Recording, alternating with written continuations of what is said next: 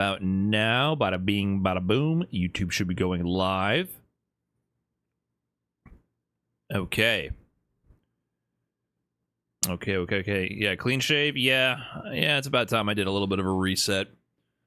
Is it too early to ask if Trash Talk is on Spotify so you can do your ad segment? Like you're trying to help springboard me doing my own promo plug for Trash Talk on Spotify? Is that what you're trying to do? I'm not sure if you're trying to do a layup here for me to promo Trash Talk. It is not on Spotify yet, unless you are doing the premium Patreon early access. Of course, we will be promoting that later. I was trying really hard to figure out how to do early access through Patreon, but also available on the main Trash Talk Spotify feed, and then unlock that same episode in Spotify for everybody once it was available publicly. But it's just impossible. Podcasting space and integrations with all these platforms is so complex.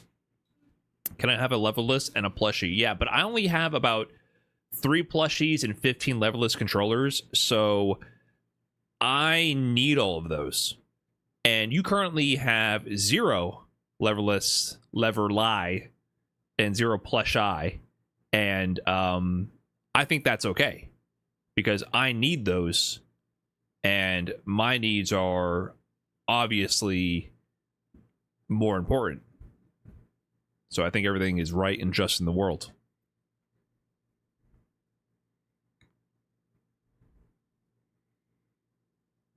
Podcasts I listened to just did bonus episodes that were Patreon only. That's honestly a cleaner thing because the integration just isn't there. But I don't have time for bonus fucking episodes. What the hell? You want bonus episodes? You want more episodes? I'm just going to do early access. That's the thing that makes the most sense for me. It's the only thing that makes sense. We can't do more. So I think that, to me, seems like the trade-off. For the people who care and want to support, they get it. I don't have time to do... What the fuck? You want me to film myself on a normal day when I'm not on stream prepping things and doing my regular day job? Just film that, me sitting silently at this desk and going...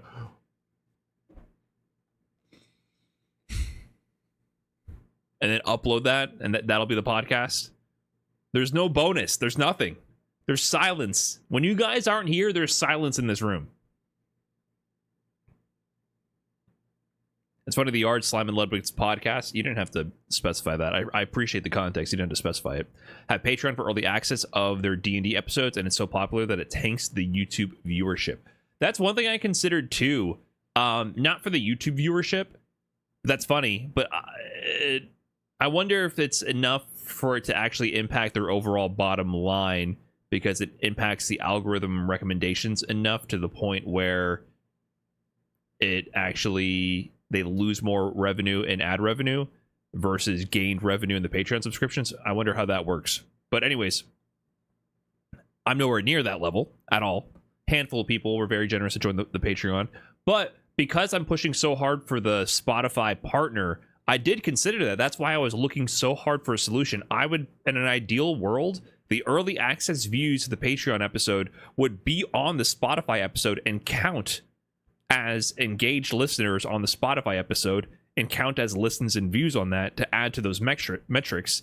And then when it's unlocked for everybody, it already has a base amount of viewership from early access, but that's impossible. What up, YouTube? What's good? What's good, everybody? Yo, there was some 2xKO shenanigans going on. What happened with that? I think Sajam did an event. Was Vineeth cooking everybody? Was that any good? Oh shit, Slime's in the chat. Yo, dude, I need so much assistance. I cannot believe how bizarre podcasting is. I am so down. This could be the bonus episode. I am so down to figure this shit out. I have been spending hours upon hours. I have emailed Patreon support. I have emailed Spotify support. I posted a Reddit thread. Guys, I posted a fucking Reddit thread today that got 0 replies. No one wants to help me. I went into explicit detail of exactly my problem and exactly what is not my problem. And no one offered to help. What are my insights here? See more insights. It has 1 upvote, and that upvote is me. But there's 0 downvotes, apparently. 568 views. Not bad. Not bad.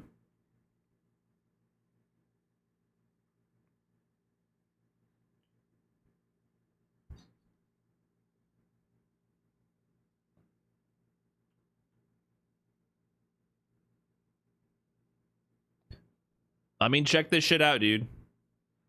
I literally, look, 500-word essay. Way more than 500-word essay. Look how much detail I went into.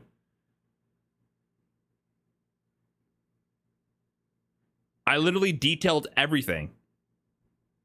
Notes for ideal solution, notes for what I'm not trying to do, because I went all over the internet to describe what I thought, to figure out what I thought would be a simple and obvious workflow. No replies. Every thread, every solution, everything I found was some jank, cross-platform, non-seamless integration that made no sense. So I was like, listen, this is what isn't going to help. And I feel like if we get an answer to this on here, this will, I am 100% positive that this would be the thing that someone Googles 5 years from now and goes, thank God someone else answered this question 5 years ago. This is, to me, it has to be the most common question when getting into this space.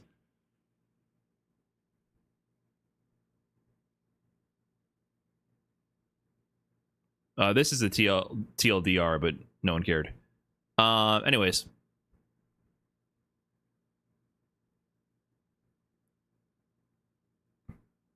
What is going on here? Did they broadcast that on SageM's channel? What was this about? And is SageM streaming on YouTube yet?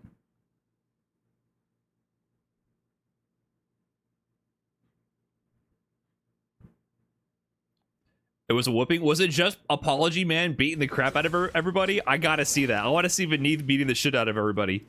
Is that what happened? Bro, you work here. Darius. Yeah. Is that actually what went down? Apology Man cooked everyone? Let's go, Beneath. Oh, they got the Noxus. That's so funny. They got an actual pro gamer on the dev team. Combo Fiend 2? Like Combo Fiend cook people? Wait, does Combo Fiend work for Riot? Wait, there's extra soldiers in the background. There's extra, yeah. My boys. Oh, is that a thing? Yeah. That's fire. They added it in the You're not a full-time content creator? No. Have the stage unlocked. They're like, when Darius is on the Noxus stage. Oh, they're posted. There's more Yeah, they really are. Oh my god, my guys. Oh my god, there's so many. Wow. That's so That's what I'm saying.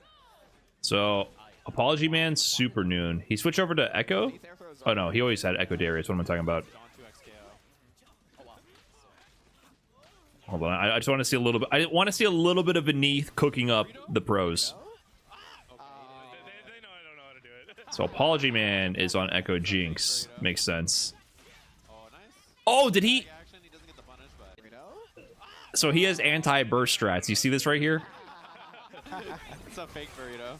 So he because he had the assist out, he's doing the string. He sees the break start up, and then he just tags. That's probably some kind of muscle memory that you just develop over time. Like if you are doing a string or a combo and you see them go for break, you just probably got to go for the tag. Oh, nice. But so he doesn't get a punish, but you see how he immediately gets out of Jinx projectile? They know I don't know how to do it. it's a fake burrito. Oh, nice.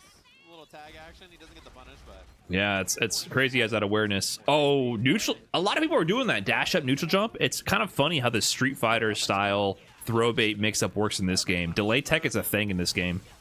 and then the nice thing is you can tag 2xKO is a really interesting mix because it's both a tag game, but also absolutely has a Street Fighter element to it. Oh, long backdoor animation. means Which, when you play Marvel, there's none of that. the respect. You know, Marvel 3 still has Wow, nice. throws on throw OS, where if you're up close, forward heavy gives you a throw. Otherwise, you get your heavy move, right? So there's no whiffing of a throw. That doesn't exist.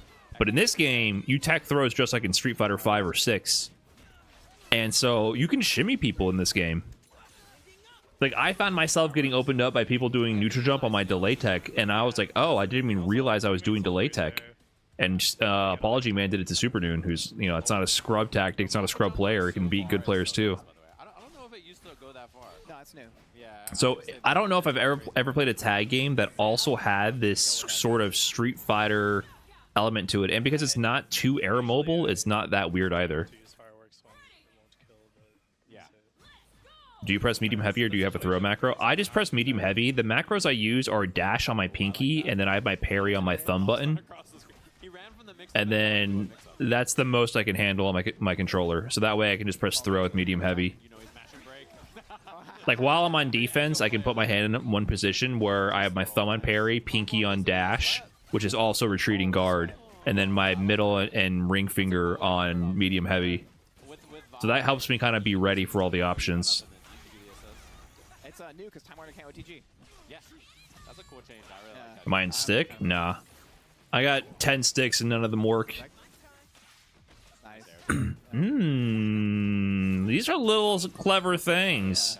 I'm a big fan of it. Like the way he gets this air grab here, tags an echo, sees the jump. He's very much calling, like tagging to the assist on reaction. I wanted a team push flag. Oh, that was Super Noon though. Oh, parries and he jumps out. Air grab again. Never seen that before. Is that dead? I definitely don't use air grab like that. That's some Guilty Gear player shit. Tag parry. Oh, okay, so we got the punish. I heard a lot of people are complaining about Jinx Super because you just kind of do it and it's safe if they don't parry. Oh, there's a way punish. Live, please. Launcher. Nice. He did the time winder into that really late, so he had extra hit stun there, so they get the super. Nice air throw. It's Wait, that was an air grab? Okay. pops it, but that's a punish. Punish, yeah. Yeah, it's 17. The super. Was that a misinput? Yeah. Dash up install, unfortunately. One See that? You see that whip punch though? On the rewind? That was kind of sick. that's what I was saying. So, got it the first time. Yeah. Yeah, it's funny that Beneath is actually just beating them. It was like, rocket has Hit. 4,000 frames of hit stun. So, Is this the collectively strongest fighting game dev team ever assembled? What do you guys think? What are the strongest fighting game dev teams put together in the history of FGC development? And a lot of other titles, there's always this hidden entourage, because I've been doing some research. Like I'm working on some content stuff in the background. You guys don't even know, right? I was doing some research and I stumbled upon a really interesting interview that talked about the Street Fighter V development team. And this was in an earlier era, not in the around release time era, not late game era of Street Fighter V, which calls into question if it's the same team or not. You know, Washige would be leading this battle, as the battle director would be interfacing with this team. There was an interview that mentioned how the team is comprised of a lot of strong players, and Washige doesn't necessarily win all the matches. And they play all the characters, and they work really hard on the game and the balance. And there's a lot of players there that were previously strong competitive players, but that, you know, no longer would go to events, and they're kind of in the shadows. And they work on Street Fighter V at that time, and probably still to Street Fighter 6. I wonder if it's the same team or some of the core same team. So I feel like with the Street Fighter series, it's very hidden who these players are. Now, there was also the buzz that Alex was rumored to be the strongest character in all of Street Fighter V at the end. I forgot who said that, but it was like Nakayama or one of the producers was like, yeah, actually, internally, this is post Street Fighter 6. Internally, we thought that Alex was actually the best character in the game. And everyone's like, never mind. Like, they lost all confidence with the devs. Alex, that to me means like you're like a medium high level. If you think Alex is the best character at the end game of Street Fighter V, you are like a medium high level player. You're not a high level player. You're not like a casual. Like, you're a solid, but you're getting cooked by Alex all the time. Like, yeah, Alex was annoying and pretty good, but it wasn't no Luke or Poison or Dulcim. Alex was underrated, I think, for sure. At the end of Street Fighter V, underrated, but the best? No fucking way. So that maybe called into question. 2XKO dev team is very stacked. Yeah, there's been a history of like US players being balance testers, or testers rather, to limited extent on many different titles, including like didn't Injustice have like a whole crack team, a Suicide Squad of players balancing that game, and that game came out broken as all shit. They had the Suicide Squad there on Injustice 1. Yeah, Ban the Testers was like the talk of the town. That game was broken as fuck. Maybe they're all just sabotaging the game. Maybe that was the problem. Like, I think with 2XKO, they're pretty embedded. Like, Beneath is in there. They're not contractors on short-term employment status. They're like full-time employees. I think they're embedded in the system enough where they care about the success of the game. Maybe if you have like these contract FGC testers, they're like, dude, fuck doing my job and reporting all the bugs to the developers and balance issues. I'm gonna learn all the broken shit, hide it from the balancers, and then just take this to tournaments, because I'm gonna get more out of exploiting what I learned now in the FGC and tournaments in the future than I get from actually doing my job. You know what I mean? I feel like there's an element of that. Very, very useful for spots like that. Famous Brad, thanks for the 2 months. Smallish Dayglow with the 3 months. Appreciate that. Yeah, there's been a long history of really strong players contributing to some extent, but I guess to me, I think there's a big difference between contracting out top players for testing and for short stints and feedback versus like consultation versus like Apology Man being a full-time employee on the team. I think that's a big difference. Yeah, they have Marlin Pie, Clockwork, Beneath. You guys are saying Combo Fiend? Does Combo Fiend work for Riot now on this game? Chomper out. I like it. I like that he did Chomper and not Monkey. Oh, this is a kill off the throw. Level 3 for the fans. No, you're gonna do this combo tag. Which one builds more burst? Combo Fiend was the first match. Yeah, I know he played in it, but was he a dev? Actually, that's a good point. Like, he works for Level 3 I think is better. Riot? They build less, right? Well, I like Oh, this is the whole FGC squad. Cannons, Unconquerable, Clockwork, Combo Fiend, Apology Man, Yohozi, Nurajosh, GC Yoshi, Up to Snuff, Marlin Pie, and Funtax. I didn't know GC Yoshi was working on this. Up to Snuff was really good in Street Fighter V, by the way. Combo Fiend worked there for a few years. Watch the Combo Fiend versus Super Noon match. Super both.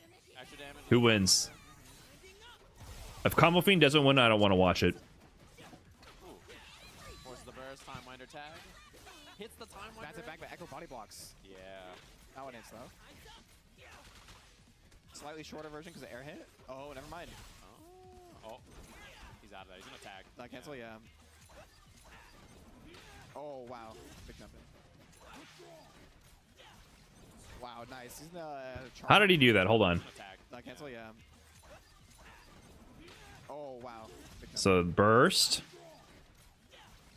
Wow, He did some nice. kind He's, of fake out on that dive move to bait the anti-air. And then he calls Jinx assist and then gets the perfect pickup afterwards, and now he's dead. Boom. This guy Beneath's okay. Yeah.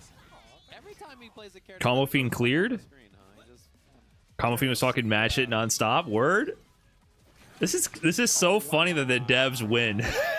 I actually really like that. I didn't know what to expect going into this. I guess I didn't consider how strong the devs actually are and how much time they actually have with the game. But oh yeah, there's SK. SK's there. I didn't realize she was like actually part of the event. I was just talking to her. This is true. he didn't Oh, block. barely no combo. Jump on the throw, no punish. That's one of those like your Great shimmy, opponent yeah. is. So I didn't realize she was actually on the stream in the event. It's not true. He sucks. Get him. Get him, dude. Oh. Oh, nice jump cancel. This is safe. That was insane. That was insane. God damn it, he's good. He's all right. I'll give it up. Yeah, doing 5M into the S2 so that retreating guard doesn't become a factor. Dude, that was nuts. The 2 times assist is so hard to keep track of. Oh, he has 2 assists. Freestyle, definitely gives you a lot of interesting interactions, but I feel like 2 times assist overloads your mental stack more. When you're in a freestyle sandwich, I feel like you're kind of training your eyes to just look back and forth and block the sandwich. But when it's 2 times assist, Side swap. you're still kind of playing in neutral while the assist is beating the shit out of you and another character's running around screen. All right, solo jinx. Freestyle sandwich. Oh, Yeah, it's a real shit sandwich you got to eat. I love the way he uses 3L, by the way. I feel like other jinx players, I don't see them using it as much. The down forward light yeah, he loves the slide. is very, very funny and good. Yeah, I mean, it's good at, like, because it, like... They should do this for Street Fighter 6. Right? They can, like, get away from you so easily. So it's really good to, like, keep And chasing. make Woshige quit his job. Kind of like rebeat almost. Why? Because he'd get cooked? Yeah. Yeah. A lot of characters' advancing moves are, like, their mediums, right? And not their lights. So the fact that he has, like, an advancing move on a light is pretty good. This is working because the game hasn't been out for that long. Nicely done. But On the board. it's not just that. Like, it's a combination. The game hasn't been out for that long, and these are really good players. Get him. no, Steve. He's human. Oh, I tried. Oh, But theoretically, I mean, Apology Man is just goated. Like, he could just beat them forever, theoretically. As of See, I was like, why is this guy gonna drop a combo? The devs also play every day. It's like it's their job. I think I've ever flamed someone in this game. I told Vineeth when he dropped the combo, bro, you work here. Why did you drop that Dude, combo? that was so mean, yeah. I flamed him so bad. I was like, bro, you work here and you drop combos? That's crazy. And I meant it. What just happened? Here. Why did you drop that Dude, combo? that was so mean, yeah. I flamed him so bad. I was like, bro, you work here. Yeah, this is the only time you get an employment buff. He threw the tech chase. Gets a combo off of it. No way. No way. You work here and you drop combos? As you said. Oh man. Oh, confirms? Yeah. Sad they didn't drop any new champ info. I remember that. Yeah, but why did you expect any? Bro, 'cause you dropped like I've 4 dropped in a row. Yeah. combos in much worse stakes and way more hours. Trust me, I'm not immune. Oh, gets around it? Deans8149, thanks for the big 2 months. I mean, listen, sorry, let me rephrase that.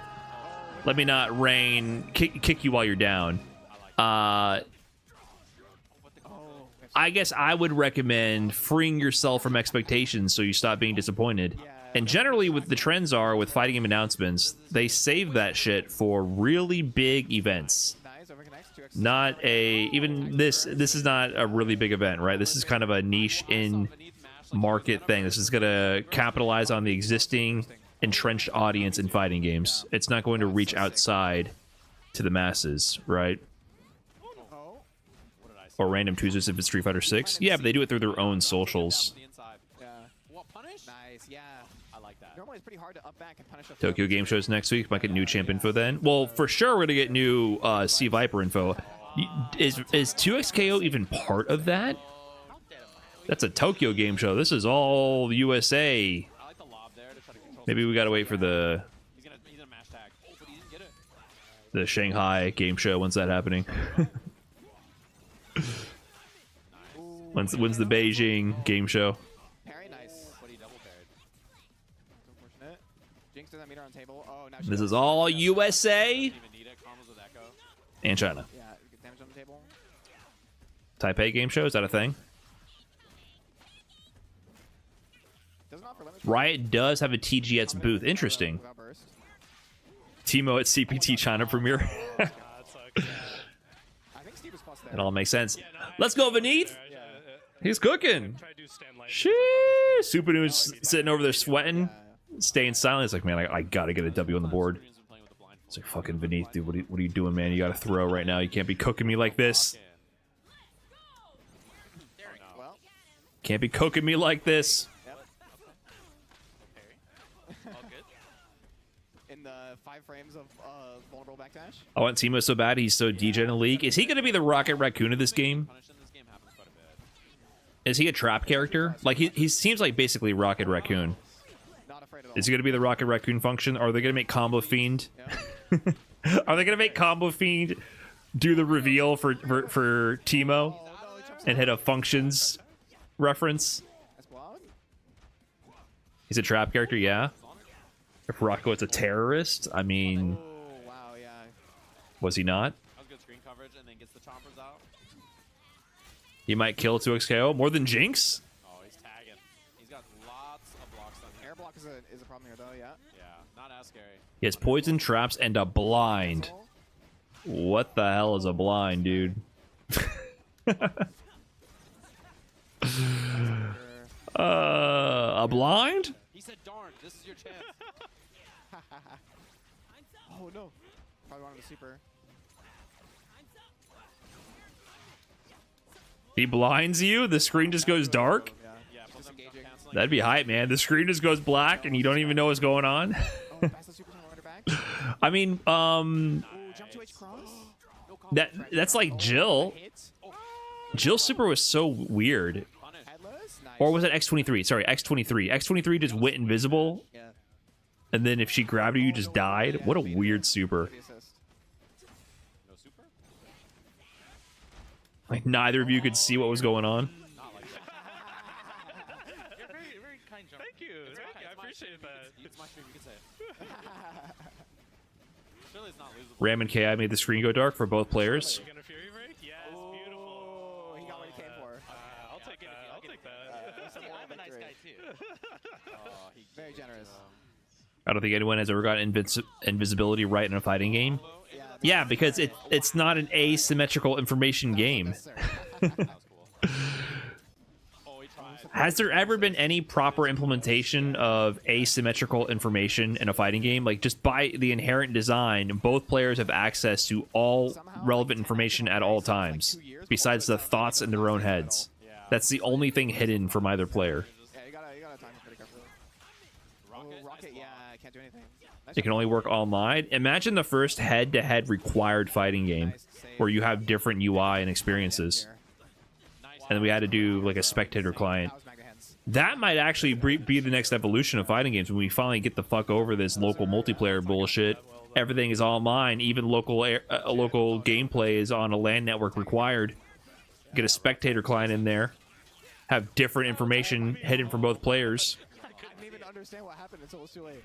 Bro, he had trumpet somehow. Isn't Tekken 8 online like that? Both players can pick the same side. That's an interesting comparison. Yeah, that's pretty interesting about Tekken is that you can have both players on the right or left side because they mirror it. But that's still, it's symmetry. It's not really hidden information. Super?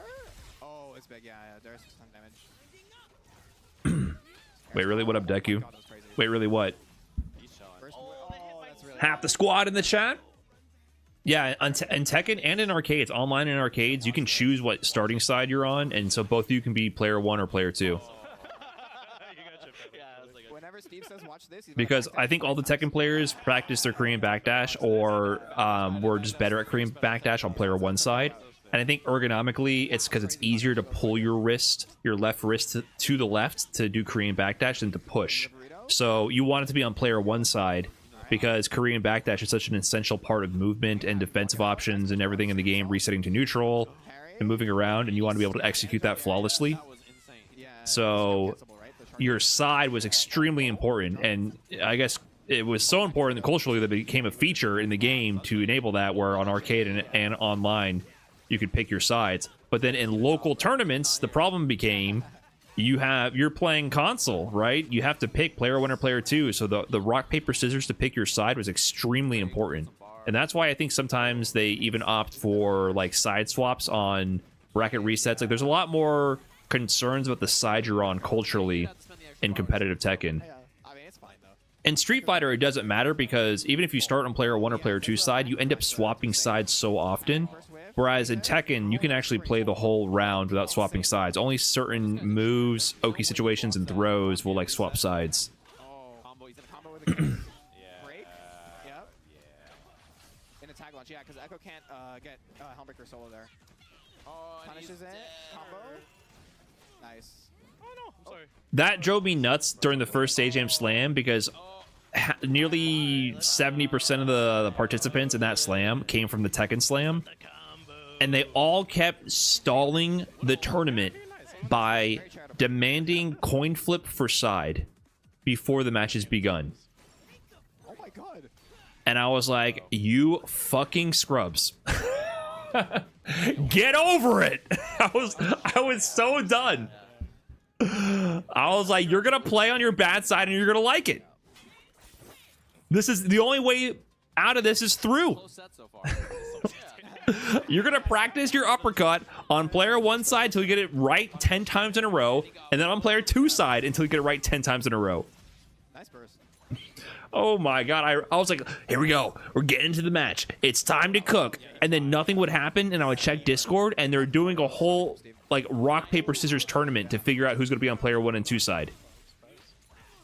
And I was like, why are you guys wasting all of our time? Like, just spoiling the match. I rolled my eyes so hard every time. Everyone was doing that. Yeah, using the push block out of the bleed situation. That kind of died out in later slams, but in the first one for Street Fighter, everyone did that. Because you're literally, you can argue, you can do all you want to get player 1 side. They're going to jump over you in the first 2 seconds. You're going to be on player 2 side. He's dead, right? No, because I super tagged, I can't. Yeah, you can't double down. Right, yeah. Like, it doesn't matter.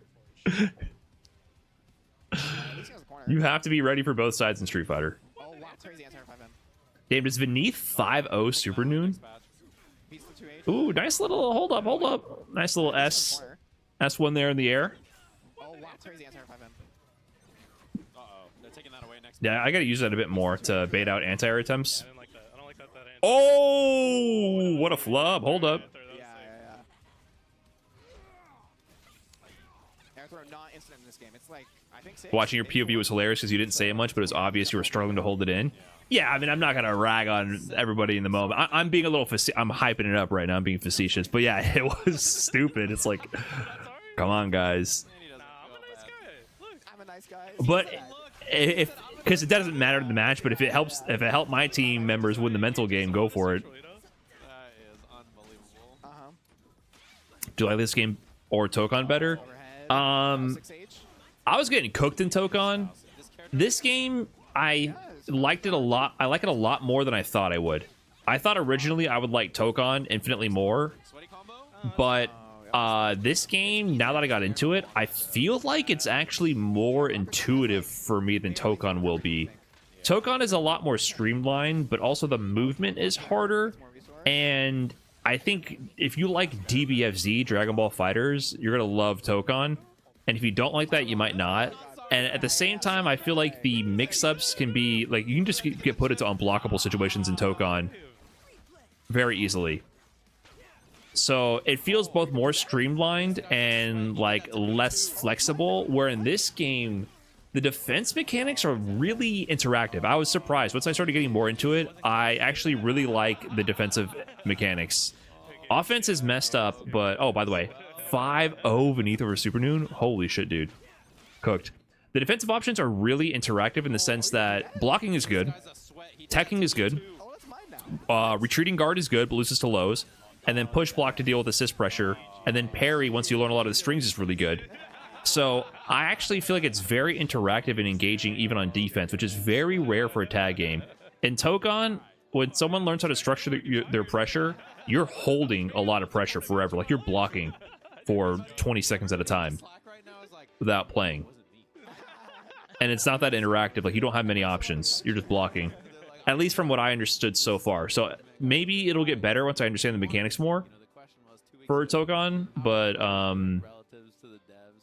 You guys are still pretty I'm actually surprised with how much I'm enjoying 2XKO. We'll see you again in another 2 weeks. Dude been playing 14 hours a day and still getting cooked? Yeah, but they've been playing 14 hours a day for the past 6 years, so Like noon. to be fair to Super Noon. Give me the business. Like I fully expect that. Like, and I want that. Like I'm not like I definitely want that because it just pushes the game forward and like I get to learn more and like I plan to grind as well, right? Like I haven't played any ranked yet, but And the crossover counters are really weird defensive mechanic. Yeah, so they have these like easy setup unblockables, and then crossover is your mechanic to get out of that.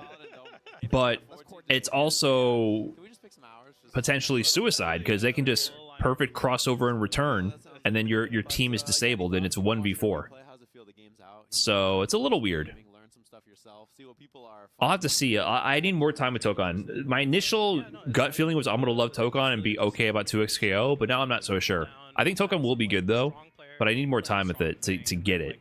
2XKO, I didn't think I was going to get it at all, and I kind of get it now. I've been seeing a lot more often, actually, and like I'm seeing like So more we'll see. players, like try stuff with Jinx, and then like, We will see. That's cool that the devs are cooking, man.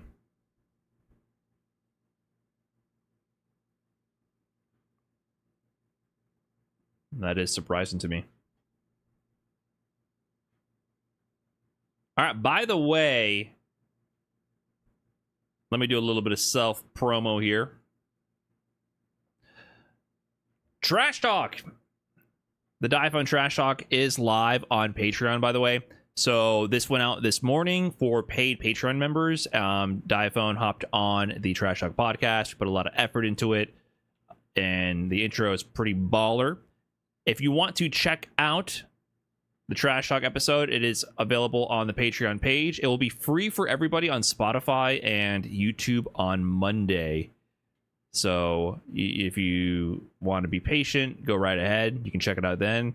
But decent number of you have actually joined the Patreon page, so I appreciate that very much.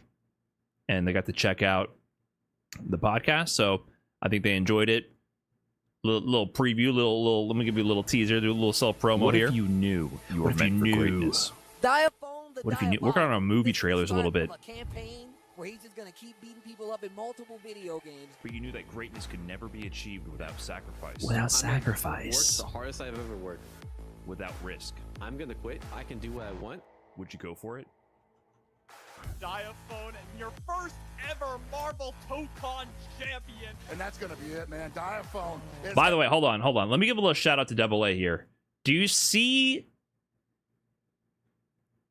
the motifs? Do you see the narrative motifs incorporated here? Hold on. Do you see? Do you see the question For it? turning to a statement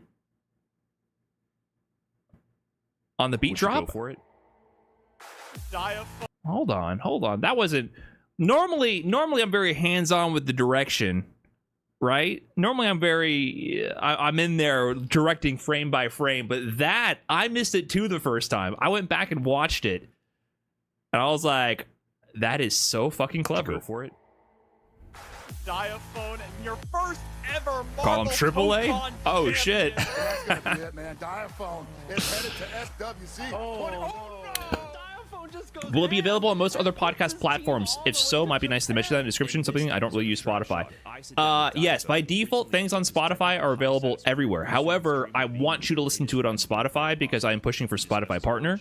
So I am kind of purposely misleading my audience and saying Spotify. But yes, it's a podcast, which means it's on an RSS feed, and it's available everywhere. But I want you to listen to it on Spotify because we have just reached 2,000 monthly listeners. The last thing to reach partner status on Spotify would be to hit 10,000 monthly listen hours. So that is the what I'm actually pushing for right now. But of course, if you don't want to, go right ahead. Listen on any podcast platform. You can look it up. It's a real podcast. Like, it's out there. So if you tune in, I appreciate it. Anyways, that's coming out soon. And once again, it's on the Patreon page if you're interested right now. Okay.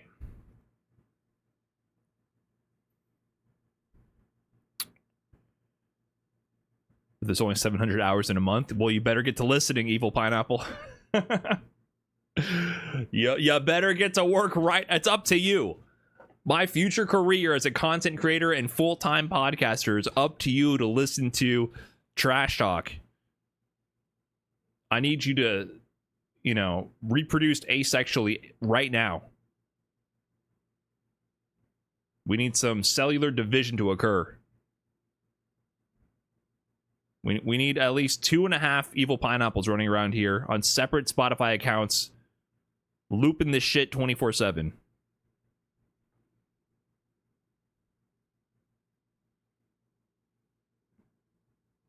Oh, damn. Hey, that's pretty clever. That's pretty clever. Not bad, Evil Pineapple. Not bad. What is that called when the cells multiply? Listen, I'm so dumb these days. I'm a dumb dummy. What is it called when a cell mitosis? Mitosis. Thank you. Mitochondria. I do think it's funny how for so many Americans, at one point we might have known things from school, but at 15, 20 years later, all you know is mitochondria as a powerhouse of the cell. Copy that, sir. Follow and a 5-star review dropped on Spotify. My man, Bobbers, appreciate that. Thank you. I can afford to feed my family now. I avoid listening to podcasts on Spotify because they slap ads on them even if you have premium. Really? I have never heard an ad on a Spotify podcast, but that might be because I have premium, right? That might be because they are partnered. So this is what I'm trying to understand. The reason I'm really pushing for partner on Spotify is because there's no information out there about what the monetization actually works like, whereas other podcasting hosts you can monetize, right? So I'm getting so close where it's like I want to understand what it even offers or what it is, and if it's ass, then I'll move on, right? But I'm so close, I'm pushing really hard for that. They have them as part of their podcasts, that like Spotify does have the ads. I know in other podcasting platforms, you can insert dynamically ad spots as a partner or as a paid feature. You can insert ads. So I think maybe on Spotify, you can, if you are a partnered Spotify podcaster, you can choose to insert ads in there. But for other podcasts, I know that they just have sponsors, right? Like I recorded the sponsor for Tesseract into the podcast. You can fast forward through it.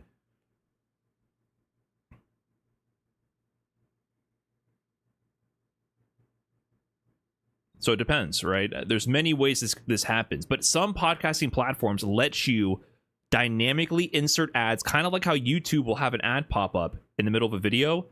You can do that on certain podcast platforms where they'll splice in an ad, and if you say, you know what, actually I don't want ads on this podcast anymore, they can remove it, and you'll make ad revenue from it right away.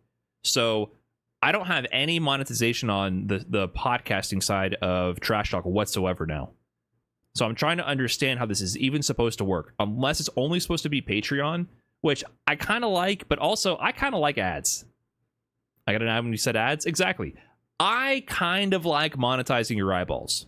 I'm not going to lie, because you're not really paying anything besides your time, unless I think there's limits to that. And I do think that limits creativity and ability to produce high quality content, because then it becomes a volume game. I think there's definitely limits to that, but at the same time, I don't like panhandling. No one fucking likes panhandling. Well, some people do, some people don't care, but I kind of would rather just put out a podcast and put an ad on it, and then you guys listen to it if you want to, and then move on. I kind of prefer that. However, I don't think the economics of it work out to be it doesn't really work out in the end. I do think in the creator economy, you kind of need to have external support for you to produce higher quality with less volume for a specific niche for an audience that really wants it. I think that's kind of required. Pretty sure the partner has to insert the ad. That's the only way premium listeners hear them. Right. I think someone inserted an ad. Okay. It's time. Guys, have you heard about 2xKO and this little guy, Blitzcrank here? Well, I'm here to let you know that this guy has broken the game. And I'm using the B word here. Normally, I don't drop the B word, broken, too often until it actually requires it. And I'm not referring to the balance of the game or Blitzcrank being too strong. In fact, if you look at something like the latest TNS results for 2xKO, Blitzcrank kind of fell off.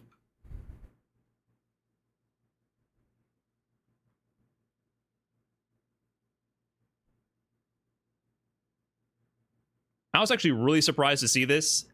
The latest TNS results, not a single Blitzcrank. I think his assist is super strong, but it seems like right now it's all about Yasuo. He's on nearly every single team. So that dude is kind of running the show right now.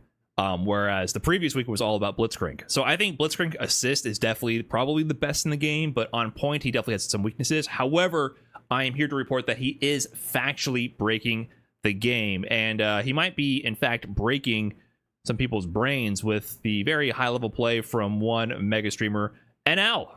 No, not the Akuma player from Korea, but Northern Lion, the streamer. So Blitzcrank, he's really good. I don't think he's the best character in the game, but he has certain appeal to him. Bounce. And then I think I just command grab you. Then honestly, I think I follow it up with a regular grab. I don't think you got an answer for it. Then I follow it up with another command grab. I don't think you got a solution. I don't think you got a solution if someone's in your face. The solution would be to hold up and get off the damn ground. So we're going to get into some really advanced Blitzcrank techniques that do break the game, but it's not this stuff. I think Blitzcrank is just a fun character, and you can play him at a more read heavy pace, right? You don't have to do these super advanced techniques to be successful in this game or with this character, but there is some sauce, some real fancy tech here, like this here. You can make him go green. I know Street Fighter 6 players are losing their minds as soon as they saw that. This is a Street Fighter 6 player's worst nightmare. You can turn Blitzcrank entirely green. So I know that triggered a lot of PTSD and many of the viewers here at home. But it gets even more devious than that. In fact, you can do TOD combos. Here's Baby's first TOD, my first touch of death combo. Starting with a medium starter, I was able to cook up how to actually properly route with Blitzcrank Darius all the way through and get a nice little 4-bar TOD here. So a little proud of that. Got a little bit of community help to get the routing all done here. And I just want to reiterate, this is not what makes Blitzcrank broken or the game broken. Many teams, pretty much the entire team, after a medium starter with all their resources and an assist call and everything and proper corner positioning, they can all get TOD combos. I do want to emphasize, though, that these are very situational because they require really optimal starters and resources, and also there's break in the game. There's a lot of defensive mechanics to avoid stuff like this. They're very situational. I saw a lot of discourse around combos being too long and too many touch of death combos. I personally don't love team games that get too heavy into TODs and all that and that domain. I don't feel like this game has reached that. I think it's very dynamic and very interactive, actually. One of the most interactive tag games I've ever played, which is why I'm actually still playing it. It's keeping me very engaged. But of course, when optimized and the right conditions and everything lines up, you can deal massive damage. But the tech gets more broken than that. Here's something from Tyrant, actually. I thought this was pretty clever. One of the ways you can avoid getting messed up in the game is the fact that there's very few hard knockdowns in the game, and you also have tech rolls. You can forward tech, back tech, or get up in place. You can mix up your options to escape offensive pressure, right? You can always tech roll on the ground unless it's a grab. Regular grabs cause hard knockdowns. So here's a regular grab from time with Blitzcrank.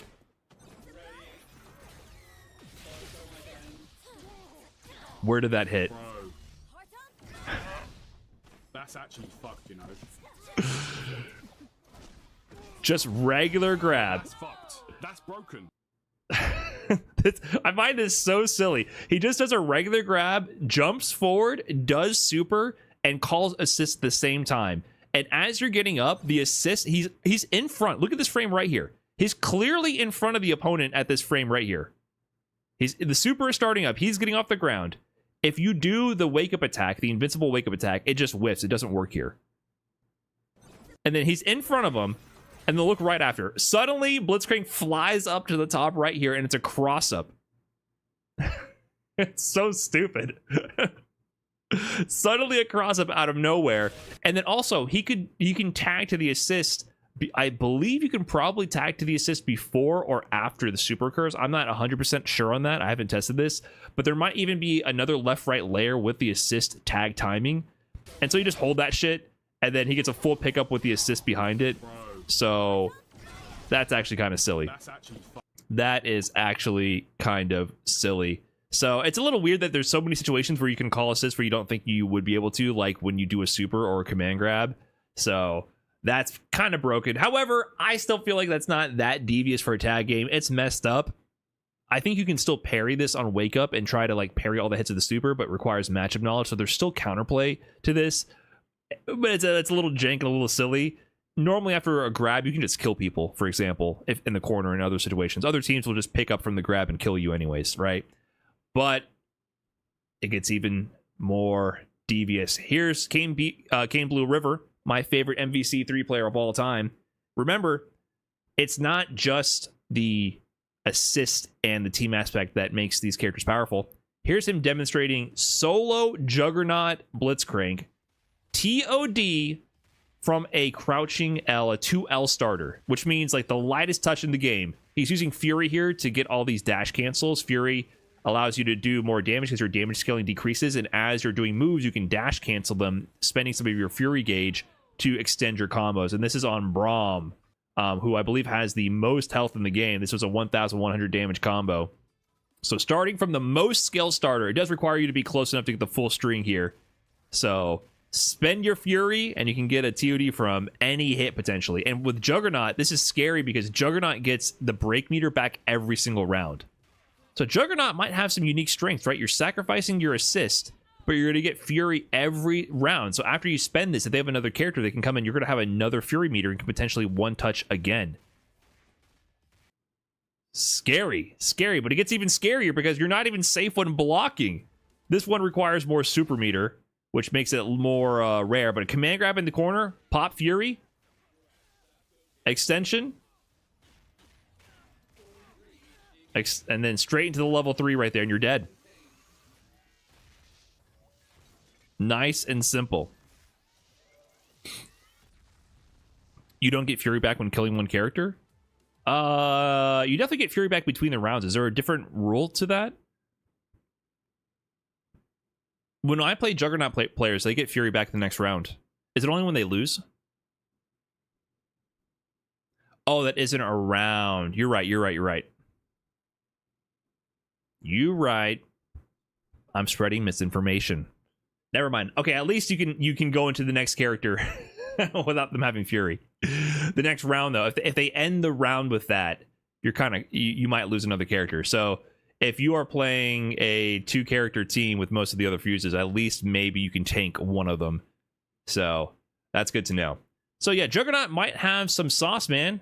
You might be able to get away with getting your Furies more frequently and getting more of these kills, but that's where the actual broken tech comes into play. And some of you guys saw this live, some of you guys saw this on one of the VODs, but SageM and I teamed up and we ran into the most broken thing I've seen in this game so far, live in action. Oh no. He's about to snap. I'm gonna mash, right? Yeah, you might as well. Oh, no. I was cooked. Oh my god, that was guaranteed. No. What the fuck? I think you're just dead. No. Is this a loop? That's okay, so broken. So, what is going on here? SageM and I teamed up and we ran into this unhelpful Badu? I'm not sure how to say his name, but he's rocking Juggernaut Blitz. And he was using the new tech. See here? When you're in Juggernaut, instead of having your tag launcher launch the character and tag in your assist character, your second character, and let you extend the combo, it does a snap, which forces out the point character and brings in the assist character. Only Juggernaut has, and I believe maybe Sidekick Fuse, correct me if I'm wrong there, but Juggernaut definitely has this feature. So when you do the launcher, it causes a snapback. As the next character is coming in, you get an incoming mix. You get pressure, essentially, right? Which is interesting because no other time do you have access to this sort of interaction. It doesn't exist. Okay, it's only Juggernaut. Only Juggernaut has this. For some reason, on incoming, as the character is flying in on the screen here, you can see here they even set this up with going into the Fury to ensure enough frame advantage. There's no throw protection, no nothing. You just get command grabbed, and then as he lands to the command grab, he does the dash cancel with the Fury to get the combo going. And then he's just going to loop it. He's going to set this up again, and he's going to do the launcher, bring them back in, and he's going to go for it again. And he gets the command grab again, Fury dash cancel. He drops the combo, fortunately for us, right there. If he didn't drop that, he could have picked that up and killed 100% from that. So it becomes an inescapable loop with the command grab on incoming with Juggernaut Blitzcrank once they find that situation and get it going, which is nuts. This is Marvel, baby. This is definitely, I think, something that escaped QA for some reason. I don't know if I would call it a bug. You could argue it's a bug, but it might have been a feature they just didn't test, because it's an interaction with specifically Blitzcrank having this meaty command grab and no lack of throw protection. Probably an oversight, I would call it, where you have no incoming throw protection, so a character who can get a command grab and potentially combo off of it, that's pretty dangerous. You can't tech the command grab. So people were discussing this bug on Twitter. Here's Olaf talking about this interaction here, and they started to optimize it. So you can see how nasty this can really get. Get a combo with Blitzcrank, launcher, incoming command grab. This is their take on it. They're mid-screen. Just hold that. Hold that. You gotta hold that, and you know, potentially that's all your life. Just looping it between both characters over and over with the broken incoming mix. Speaking of incoming mix, what up, Rob? What's going on, man? Thanks for the beefy raid. Was good.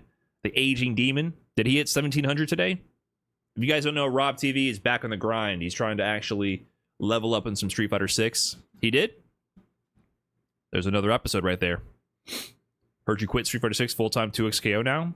Yeah, man. As soon as Rob came back, I was scared. That's what it was. I said, oh shit, Rob's back in Street Fighter? I'm out of here. How did he know? How did he know? What up, Rob? Get your content. Hold up. Let me finish my content here. What's going on, everybody? We're doing a little segment piece here for the YouTube about broken tech and 2xKO. We'll do a little recap just so you guys are up to speed real quick. So, Blitzcrank is the grappler, or one of the main grapplers in 2xKO so far, and Juggernaut is the loadout that allows you to play with one character and have twice the health instead of two characters. They found a bug where in Juggernaut, you have a special move that with most other characters, when you have two characters, it's a launcher that will bring in your second character to continue the combo. When you're in Juggernaut, though, you only have one character. Instead, it forces a snap. It snaps out the point character and brings the other character in for the other team. Lets you get incoming mix. That only exists for this Juggernaut loadout. No other loadout has access to this, so you have to play with one character. But they found out that when that happens, when they go for this tag out here, there it is. He's going to snap out the point robot here and bring in the ninja. There's no incoming throw protection. So this guy's a grappler. So as the next character comes in, grab, nothing you can do. He gets combos from it because he's using his comeback mechanic, the X Factor Fury right here, and he can dash cancel and pick up. He did it again right there. He beat up the ninja for a little bit. Yasuo, snap out, incoming robot. You can't do nothing about that there. Hold that. Snap out, can't do nothing about it. Command grab, hold that. That's it. You got to hold it. It's broken. But it gets more broken than that. Here's Bunnyhead. I thought this one was super sick. They optimize the crap out of this. So this is a optimized version of this sequence. Blitzcrank gets started here. Fury popped. Snap. Command grab. Hold that. Nothing you can do. Full combo conversion here. Mid screen. Snap. Nothing you can do. Hold that. Command dash pickup. Combo conversion. Snap. Hold that. Into the corner. S1. Killed.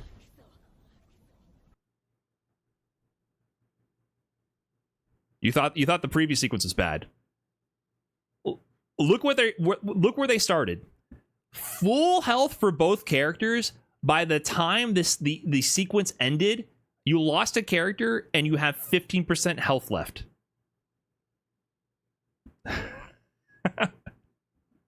From one interaction mid-screen. If Blitzcrank Juggernaut mid-screen hits you with an M, this could be your fate. This could be your fate. So yeah, when I was playing with Sajam, I thought this was kind of funny and messed up, but clearly I think this is an oversight. Like, this should not rock.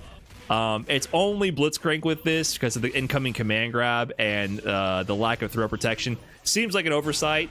I kind of expect this to be patched out, but this is honestly, in a weird way, oddly nostalgic to me. Because 2xKO and most modern tag games have removed the incoming mix-up. If you look at a Marvel Tokon, starting with DBFZ, then Marvel Tokon, then 2xKO, they go, instead of doing character incomings after a character dies, to doing the round break animation where the next character comes in after a cinematic and you start from neutral. So generally, the incoming mix is kind of a lost art. It's a lost mechanic to time. They slowly started removing that from a lot of different tag games, and it's really only stuck around in like the Marvel titles and maybe BB Tag. I don't even remember if BB Tag had incoming mix or not. So it made me oddly nostalgic to see this kind of occur. Even in DBFZ, when they had Snap, they added a lot of cross-up protection to it so that you weren't going to be mixed up on incoming. You might have to hold pressure into another mix, but on incoming, you're not going to just eat some nasty mix-up and die. And it really took me back to my favorite Marvel player of all time, KBR, who I featured earlier in this video. He's playing Juggernaut Blitz. He is playing that loadout that can do this. And the way KBR went on to be one of the most dominant Marvel 3 players of all time, winning EVO, nearly winning EVO 2 years in a row, winning countless majors, was by playing his team Hulk, Hagar, Sentinel, which he is the Hulk, the Hagar, the Sentinel. Elevated this team to new heights when people thought big bodies originally were trash characters. And a big part of how this team operated was once he got the first touch, it was nearly guaranteed that you were going to be steamrolled for the rest of the game. And I'll show you a sample round here. This is Grand Finals of CEO 2016. He's going to get the command grab there. First of all, let me highlight this real quick. I'm gonna remove the camera. He's going after Zero here. He has the charge armor. He has the Sentinel assist to back him up here. And then he's about to do the world's fattest heavy, which has armor on it, so you don't want to interact with it. And then he Kara cancels it into the light command grab last second after he confirms you're pinned down in the corner, cowering for your life against Hulk. And that lands the command grab. You dared block. Why didn't you just want to get hit? Why didn't you challenge right there? How dare you? And then once this command grab lands, GG, man. Gotta get a pickup here. Drone assist. Optimal combo conversions. Tons of execution on the side of KBR. He optimized the shit out of this team. Combo machine. Combos for days. Really tough execution on a lot of these optimal conversions because he needed to optimize them perfectly to set up the kill to get the mix. It's over. It's done. It's done. We might as well crown. We'll go back and break that down. Perfect meter awareness optimization to kill from any part on screen with any amount of meter. He's going to get the relaunch there.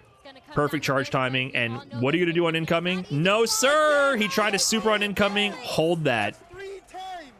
Hold that. Team Super, you are dead. GG. That is a CEO W for KBR. So why was Flocker here, who was also an EVO champion for MVC3? What was going on? Why was he just eating shit from the moment he got hit? It was the incoming mix. So once he got the kill on Zero here, he's going to get this full conversion, get his assist to come back. And then once he has this kill, in comes Virgil, who is the most dangerous character in the game, especially with X Factor. You got to kill this guy now. As Virgil is flying into the screen, he can block. He can block left, right. And if he doesn't do any attacks, he can also throw tech. But Virgil doesn't have any air mobility. He's just going to fly in on a standard arc here and land if he can survive the incoming mix. But you have to block, guess left or right while this is going on. The mix here is, as this is they're incoming here, he's going to call the Hagar assist, which is the most invincible assist in the game, besides maybe Tron Bond. I think they nerfed that, so Hagar is the most invincible. It's going to spin, pin you down and block stun, and Hulk will decide what side this actually hits on, because you have to block away from Hulk. So as he's incoming, you don't know where Hulk is going to be. You have no idea. That's why every time Flocker is incoming, he's swinging, hoping that KBR makes a mistake on the incoming. Even here, what he was going to do with Hulk was jump up most likely and do H, or just dash randomly as the assist comes in, so you don't know what side he's on, or just jump up and go off screen, and as you go in, you can't see where Hulk is and you are relative to each other, and you don't know if it's a left-right. So here, I think, if I'm not mistaken, he's going for the dash, maybe to the jump H, which would be a throw or a clap or a cross-up with a dash. And in comes Hagar, but Hagar is totally invincible, man. He's just going to blow you up, and it's a cross-up right there. Potentially, Flocker could have blocked that, I think. I think he might have been out of recovery, but he just got hit. And he's swinging because he's like, dude, if I just try to block, I'm going to get hit. I am not going to survive this. I'm not going to guess correctly on the block. There's no way, and there's layers to it as well. KBR can break it down like a mad scientist. So he's forced to swing on awake on incoming just to hope that he escapes, and maybe even go for a throw tech. Like that could have potentially been a throw option to tech a incoming grab, because he can also just grab you and throw you into the lariat as well. So that might have been what that whiff H was. But here, after getting the kill, you can see in comes Hawkeye. Hawkeye similarly doesn't have any air mobility to help make this more difficult. So he's going to be in another situation where it's a guess for game mix. It's one touch. So as he enters the frame here, he goes for, you see the flash just briefly. He's going to lose a bar of super. He goes for his Gimlet, the level 1 super, which does have, I believe, some amount of invincibility, but it can be stuffed on startup by the grab here. And so he goes for the jump heavy with Hulk, which option selects into a throw if you're close enough. So either he does a big clap with heavy and it holds him in the air while Hager assist is beneath you and you're flying in sideways and you can't tell what side you're on, you get hit by Hager. Or if you try to do something, do an air option, press a button, he just grabs you. He just grabs you. And so this time he did super, so the grab just comes out and it just throws you into the assist and you're dead. And you're dead. This to me reminds me so much of the Juggernaut Blitz interactions we just saw, the tag games of old, the BS that people used to deal with in these games. Now, KBR was a mad scientist and he optimized his team to make this flow entirely. It required him to have extremely precise conversions, execution, meter awareness, situational awareness to make it all work so that every touch was a one-hit KO to keep the steam train going, or else his team would be out neutral at high level and beaten. So the mix was BS, but the way he connected the dots from every part of the screen was a KBR exclusive. Like, he was the master at this, and to be able to convert like that straight hit there with the Hager assist properly with the meter to get this all to flow, really, really strong awareness from KBR. And that's what made him a champion when other people didn't do it with the big bodies. So I think with this Blitzcrank version, it's too simple. It's a little too streamlined, requires one character, pretty straightforward. So this will be patched, but in a weird way, it made me nostalgic for the broken tag games of old. And it was really out of character for 2x KOs, because I think for a tag game, 2x KO is actually really fair. Really fair for a tag game, which is why I'm kind of more inclined to play it more. Feels a lot more like a Street Fighter tag game than a Marvel tag game. So my brain can I can wrap my head around it, which is very rare for me for a tag game. So I just wanted to share with you actual broken tech. I suspect that this will be patched out of the game soon. But let me know what you think. Should it stay in the game? Should it be patched out? Is this too busted? Is it kind of funny? I think it's kind of funny. KBR back on the Juggernaut Blitz, looping people with incoming mix-ups that they can't do anything about and losing. Makes me nostalgic for the good old days. Anyways, that's all I got for this one. Catch you in the next one. Peace. Damn. Fumbled at the end there. Stuttered like a bitch. Massive Goon, thanks for the prime.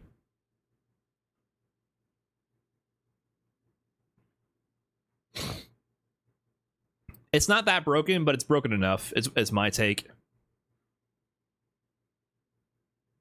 I agree it's not that broken, but I don't think it'll last in this era, you know what I mean? Missed the announcement yesterday. Can I get a recap? You got a recap like 20 minutes ago. Dive on Trash Talk. Out now on Patreon.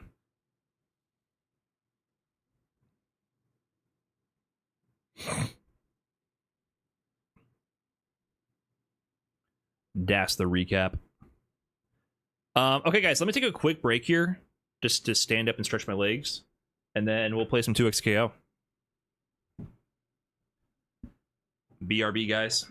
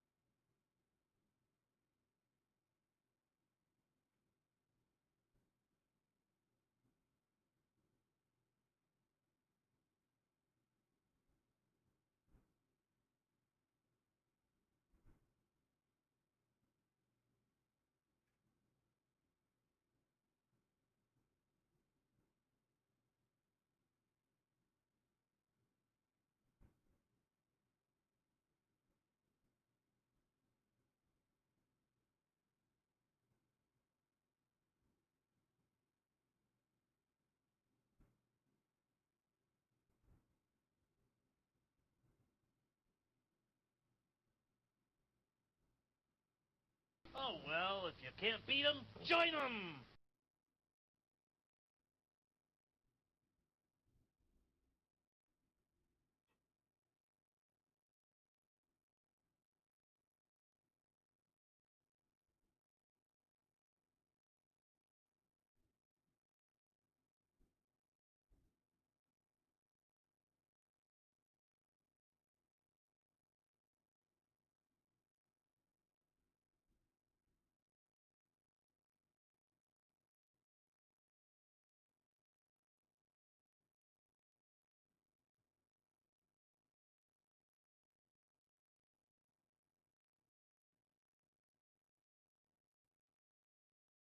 Okay. What did I miss? Yo, Evil Pineapple with the Prime. What's good? Thank you.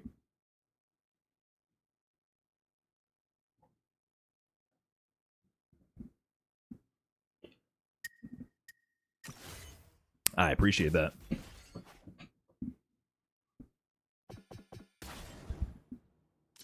How come I don't have a Darius TOD? Is Darius just a low damage character? How did that happen? Opinion on Todd? Yeah, Todd's cool. Your head, heart, and hands are the key to victory. Todd's cool.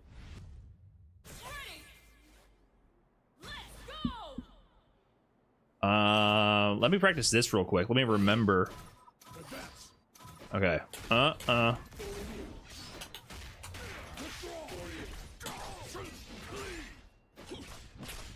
did that wrong.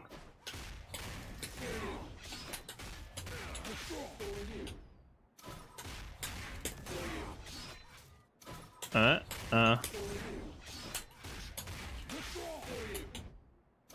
gotta learn the pushback on the rocket punch.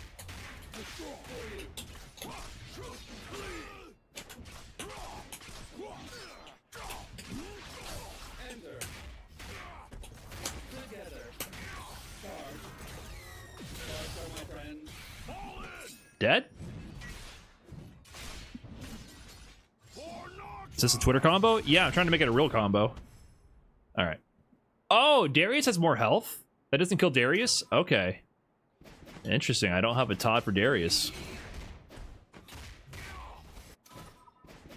Actually, what can I do here? Can I get a relaunch here?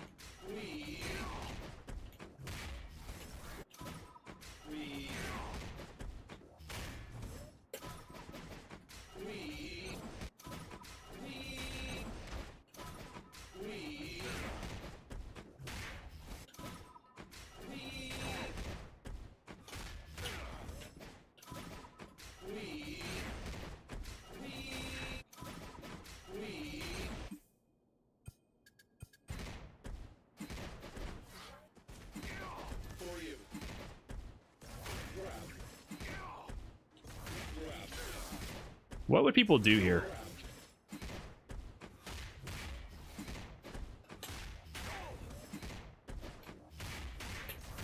Yeah, I gotta meet them in a weird way.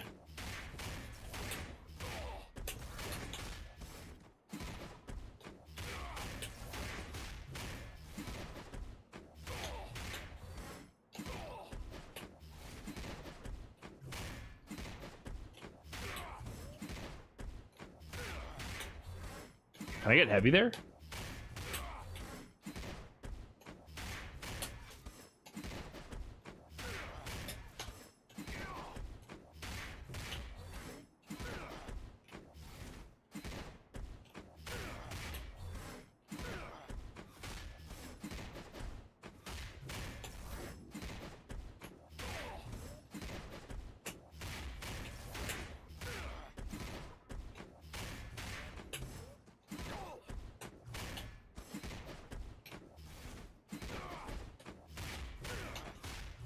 Can I get like double relaunch?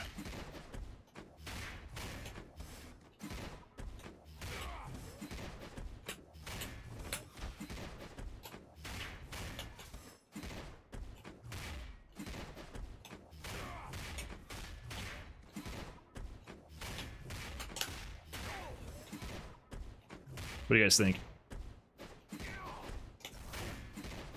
I'm thinking like one of these. Oh, almost. That seemed good. Hold on. Yeah, hit stun decay might be too much. I agree.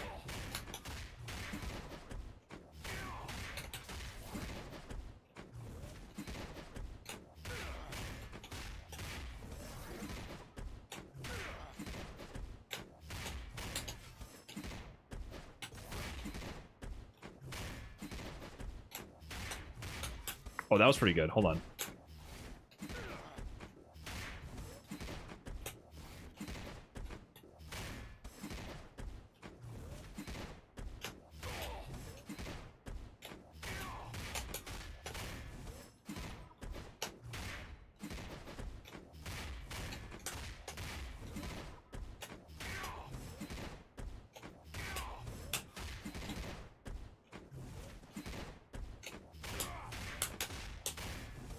I want it. This feels more like a height issue than a hits and deterioration issue right now.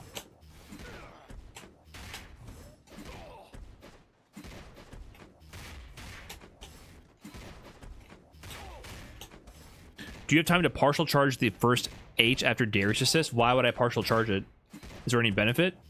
Like charge it enough so without it actually doing the ground bounce?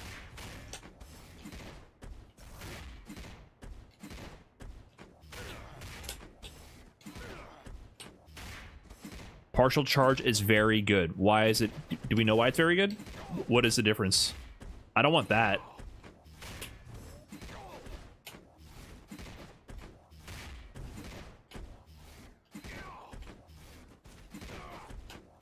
You mean ground bounce? I don't want that. I don't want the ground bounce. Is there a partial charge without him turning red and doing a ground bounce?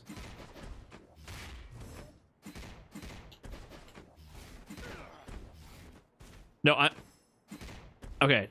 I'm asking you, is there a version of the charge heavy that does not make him turn red and cause a ground bounce? I do not want the ground bounce. And if so, what does that do? Why would I care? Ari's partial charge does a set hit stun. Okay, so you're saying if Ari does H versus partial charge H versus charge H, there's 3 different effects.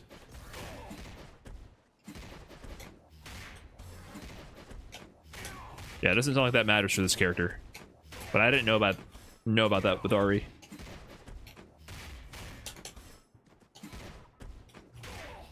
Okay, let me just do one relaunch.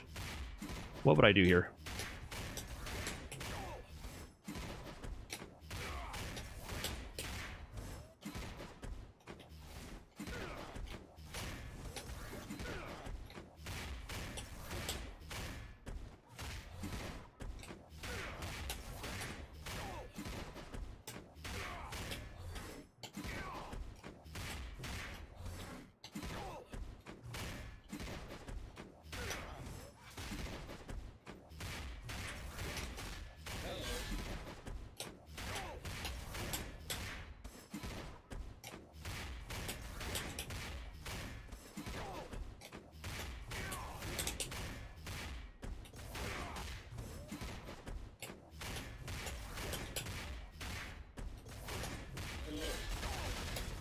That seems pretty good.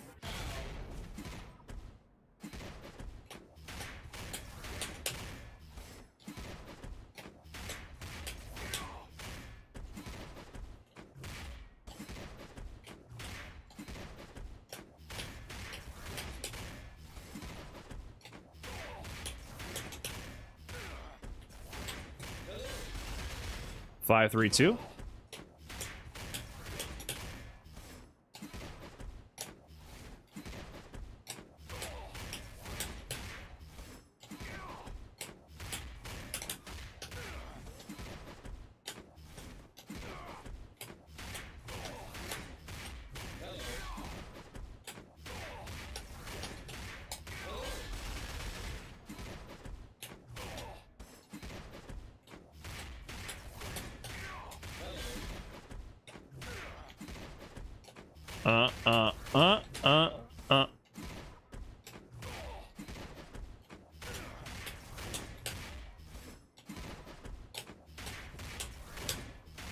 I'm forgetting what I'm doing. Come on, man. No? No?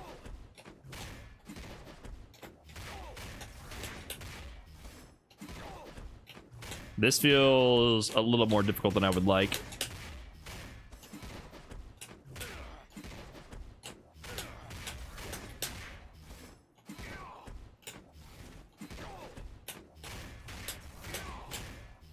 Maybe I can wait on the jump heavy after the launcher. Oh, that makes it worse.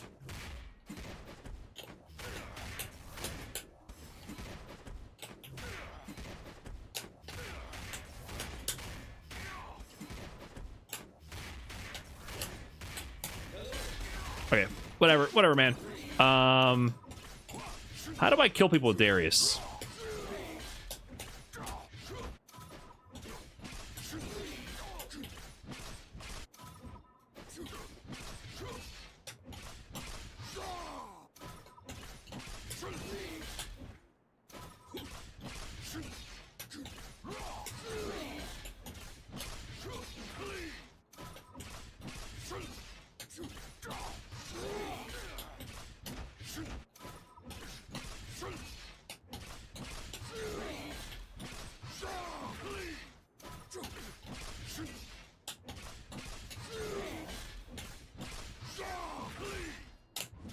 Okay, hold on.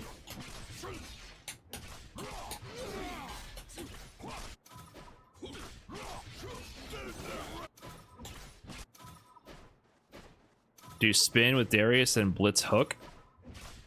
That's what I'm trying to do. 291. Like, I don't know what the optimal starter is for this. Is it that? That's 291. 247. 279. Okay, so this is the optimal starter.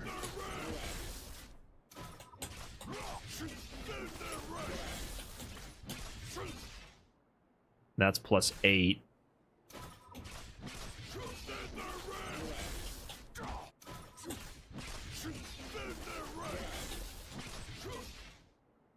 That's +8.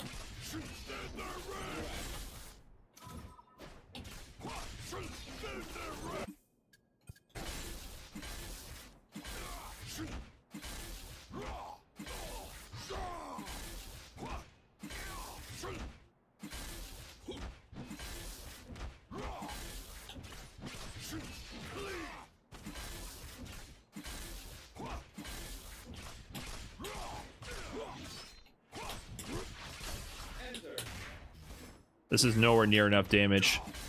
I don't like this. I'm not even gonna get the bleed combo. I'm too close.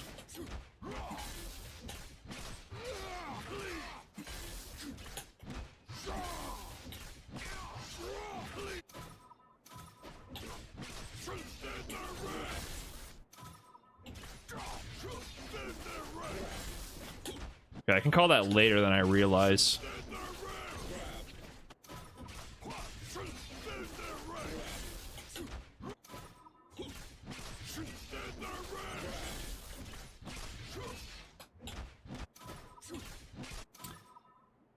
Is MH3H MH3H 6-2. I never do this string, huh?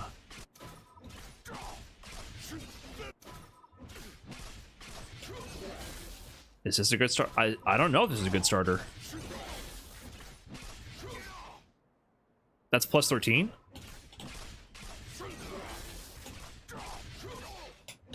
Oh, this might be a great starter. Let's see.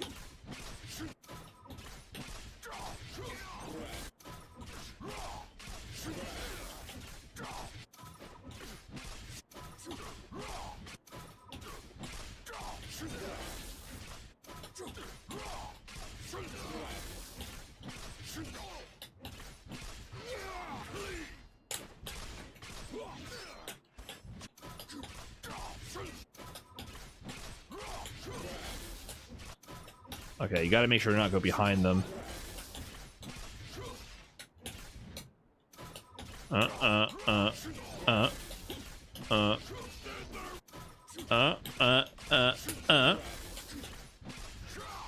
am I doing? No, wait. I get the extension.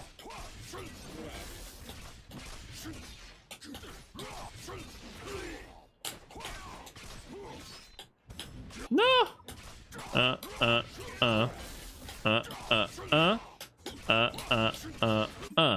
Let's capture save state here. Okay, I don't get a medium there.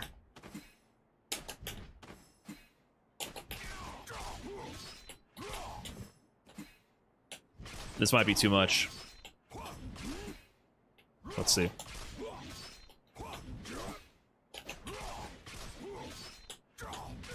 Let us see. Hold on, hold on. I'm trying to get into the tag launcher.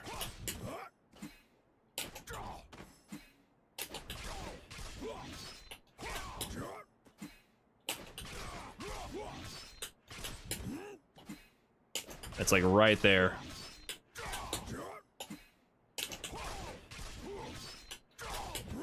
I really want that.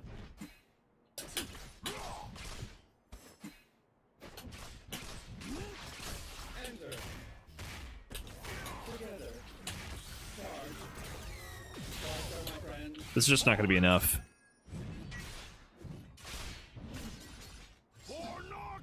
This is just a worse combo. I mean, it's good for a Darius starter. It's good, but that's just worse. I need to squeeze in more hits.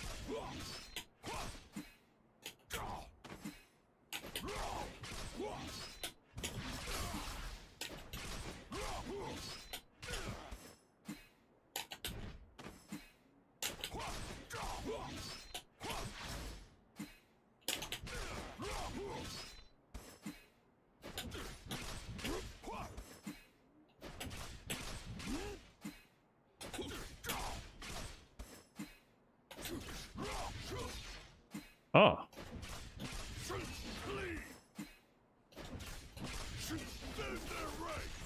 That all still works.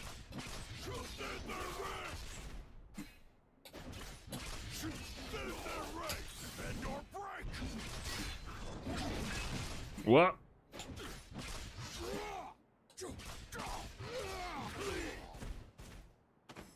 So someone said stack bleed. Do those actually stack? I think you can do 6H, 5H, 2H.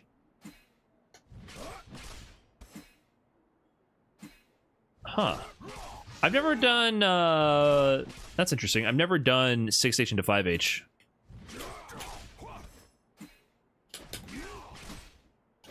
That feels backwards to me. My hands don't want to do it.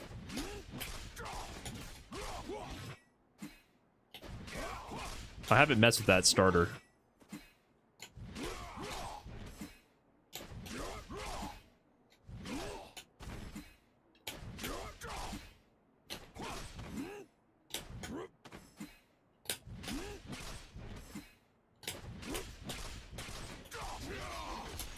I'm not gonna be able to. It's too many hits. I'm not gonna be able to do any of the actual optimal extensions here, though. Yeah, can't get the S1.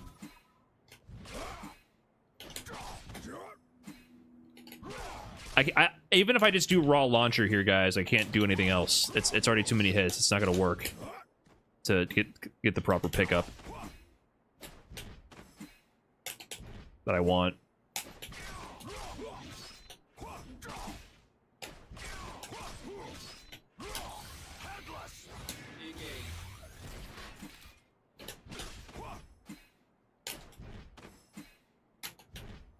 I just don't think I'm doing enough damage before hitting the wall with this much hits and deterioration.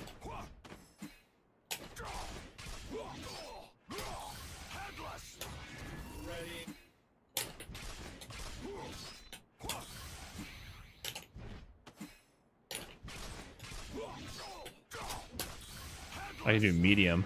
Oh, interesting. How fast is this? 92 frames.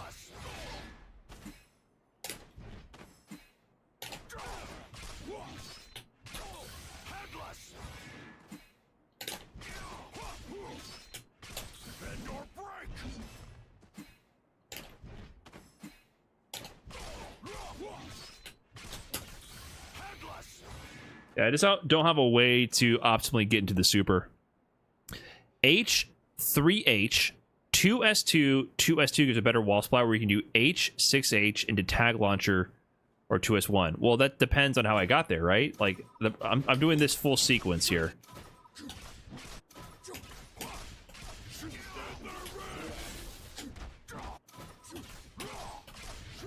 Or what was it?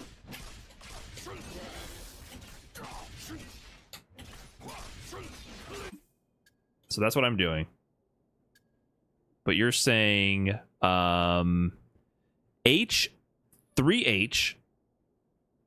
2S2, 2S2 gives a better wall splat. So I should have done, you're saying before that on the wall splat, H, 3H, 2S2, H, 3H, 2S2 this. No, 2S2. What? 2S2, 2S2? H3H 2S2 2S2. I'm assuming you mean something more like H6S2? 5S2? Why does that give a better wall splat? What up, Ryan Hunter? What's up, man? Can you do jump H, jump S2, jump H into the spinning X knockdown in the air? Yeah, you can, but that's less damage. So I'm looking for a TOD here, right? So like, I'm trying to get the optimal ender. So I don't think I'm not looking for a B&B, right? I got B&Bs, so I'm trying to figure out a touch of death here. This is what I normally do. Something like this.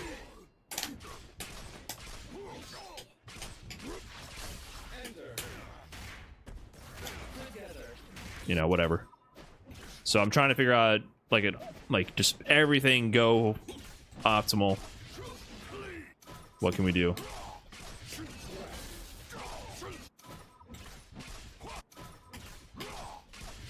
Two, 6, 5. You been playing this game, man? You enjoying it? 2, 6, 5. Okay, so yeah, 6S2 is more damage than 5S2.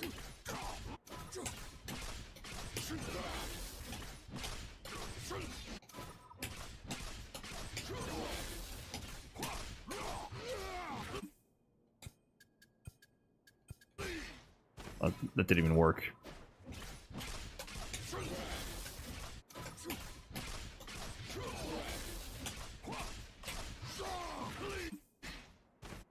I'm not positioned correctly here.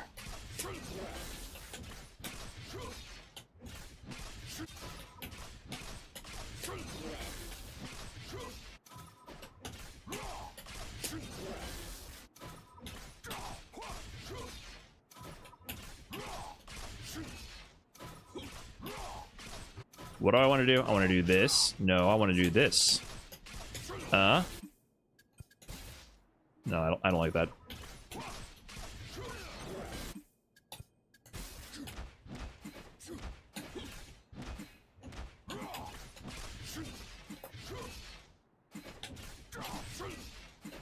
Thing is, I like from this one, this is a very nicely spaced setup from doing the S2 extension. If I do other things... Does this work? Oh, that does work. That's what you're talking about. Okay, hold on. Hold. I see. I see. But that's it, man. We're cooked.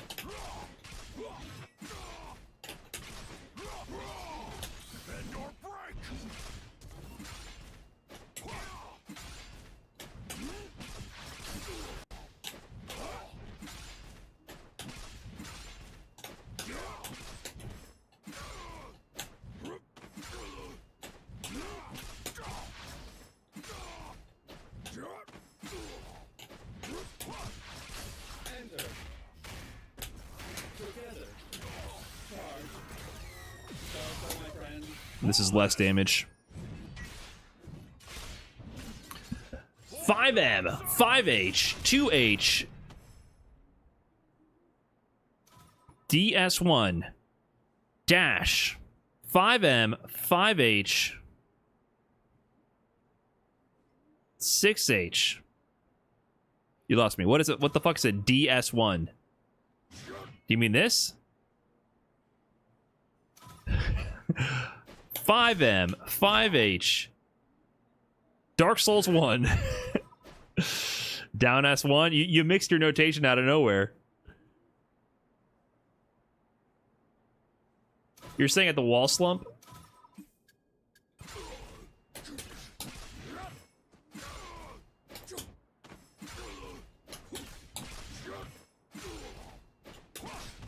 Yeah, I guess I could do something different at the wall slump.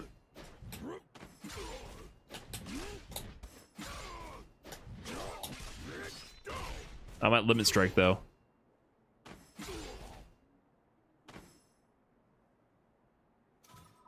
Anyways, I have no idea what you're saying because you're not providing the context, unfortunately, so.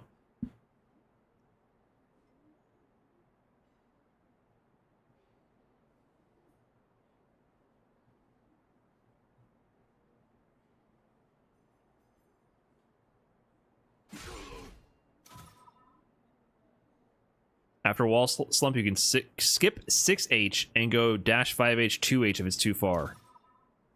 Right, I mean, I'm trying to add as many hits as possible. Right now, I'm looking for touch of death. I don't know if you join in later. I'm trying to add as many hits as possible to kill.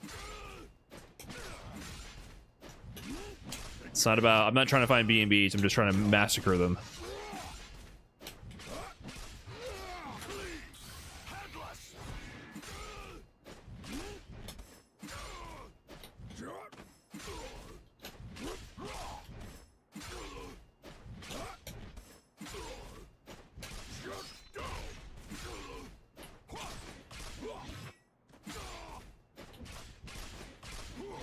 I just feel like I'm doing too little damage until I get to the corner. But I mean, does this just still do the most that I've found?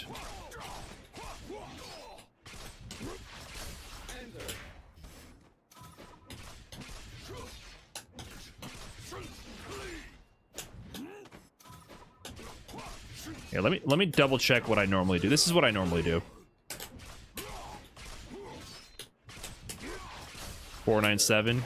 497 before I call in Blitzcrank. Does this just make it better? 505. Okay, so I should at least be doing 6S there. 6S2.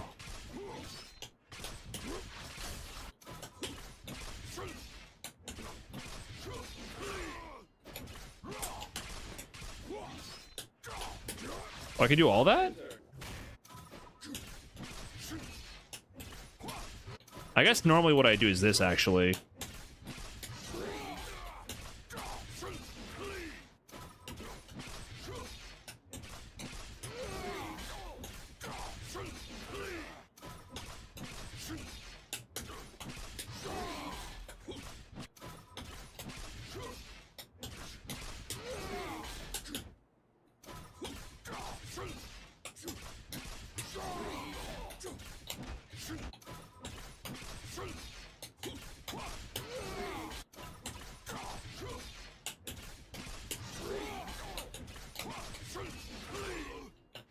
Ah.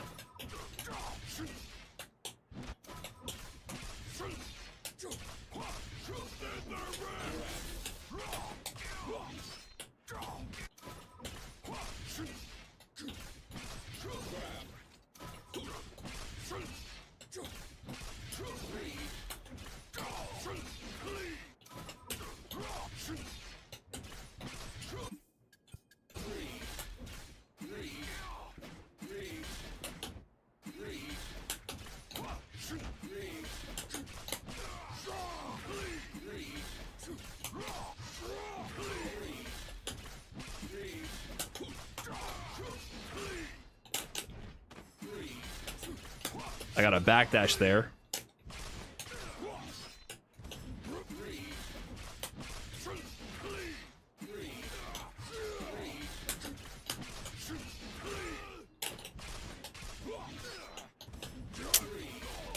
Come on, man. This is simple. Just kill him.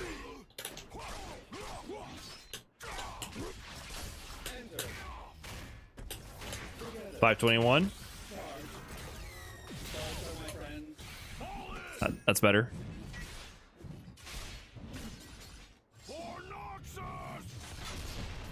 Okay, closer. Closer.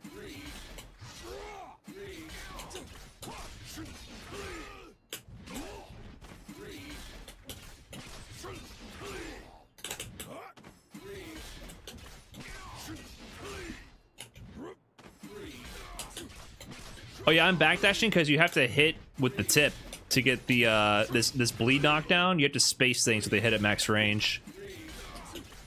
He has a tipper basically.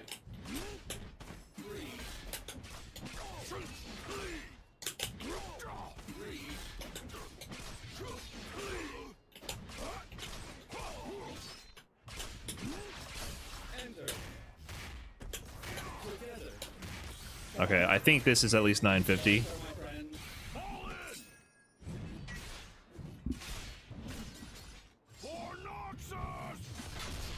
Yeah, okay, so that's a 950 TOD. Okay.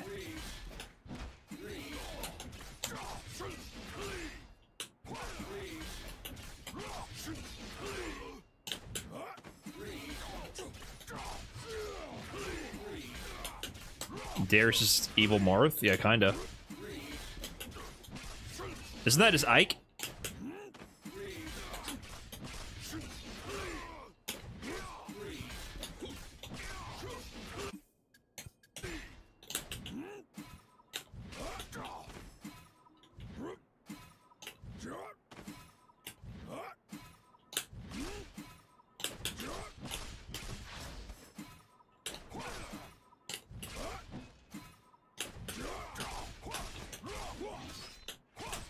Oh, you can get all that? Oh.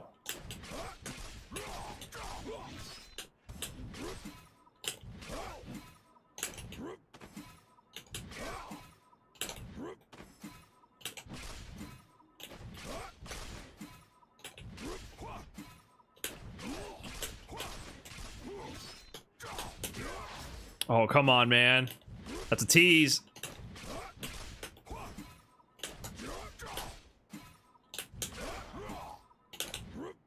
Does 3H work on the slump? Yeah, but what can I do out of that? That's it, right?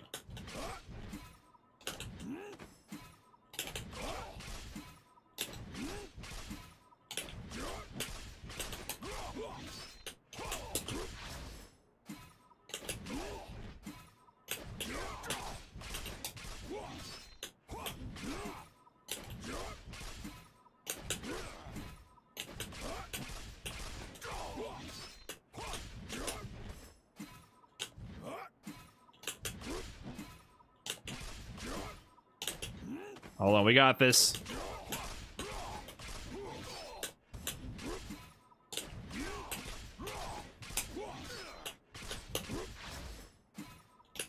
What am I doing? I can't tell if this works or it doesn't work. I feel like I'm mistiming it.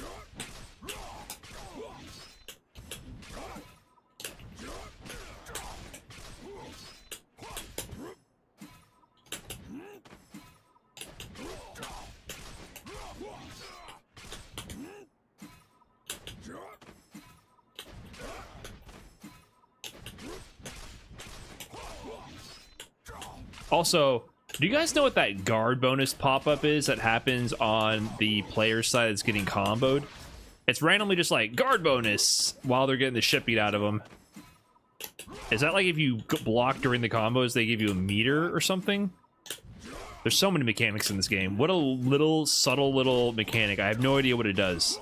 Or break bonus, whatever. I see guard bonus and break bonus.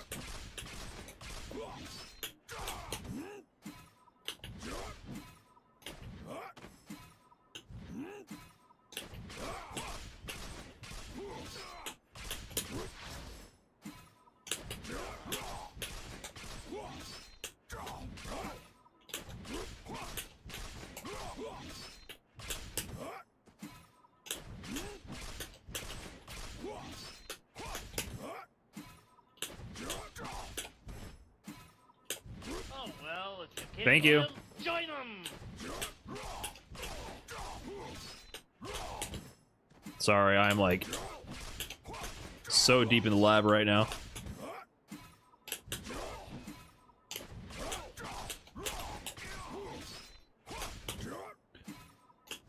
This seems to be worse. I'm delaying the launcher here because I can let them get lower if I delay the launcher.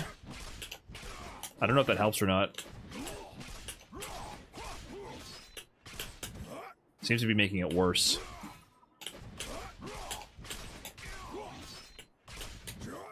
Now I'm not even getting the 6H on the ground now.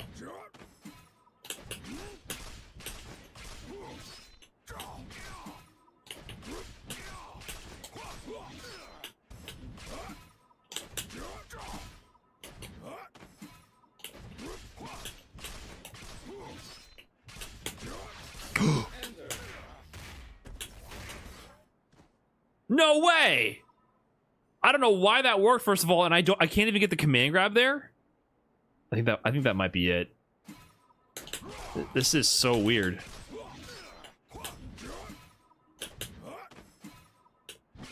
I've never seen that command grab not connect there.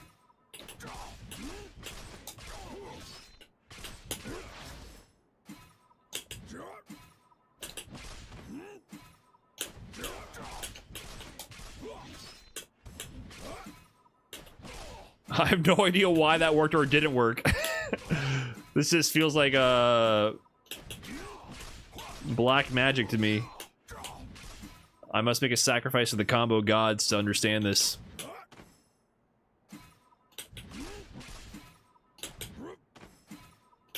This is officially the hardest thing I've done in this game combo-wise. That proves that it's actually a combo.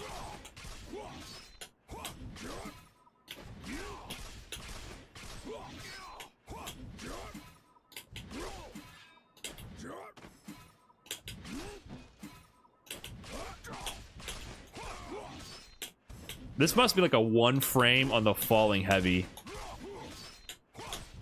Like, I can't understand it otherwise.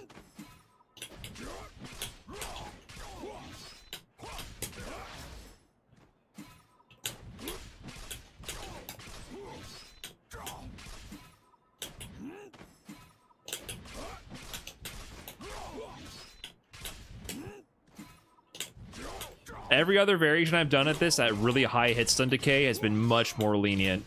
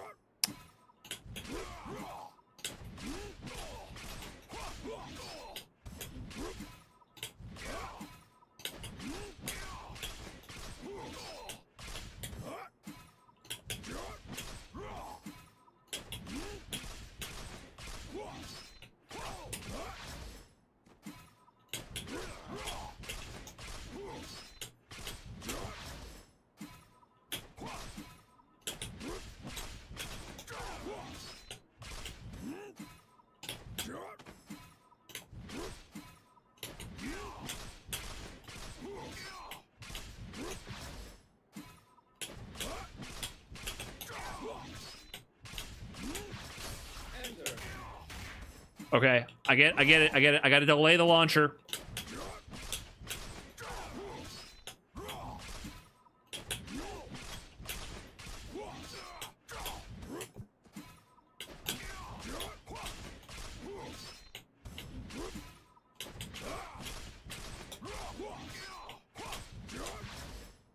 That part, I gotta delay the launcher.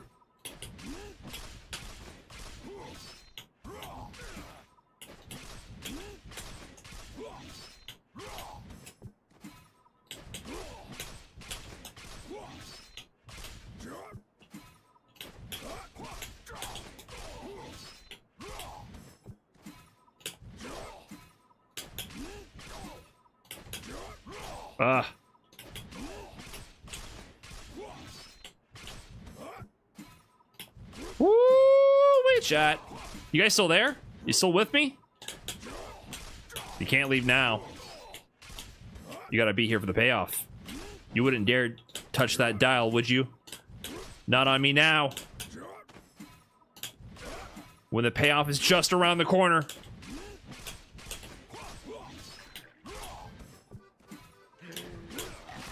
You want to be able to say you were there. When Brian F landed this slightly more optimal combo that probably isn't still a 1000 hit TOD in training mode one time.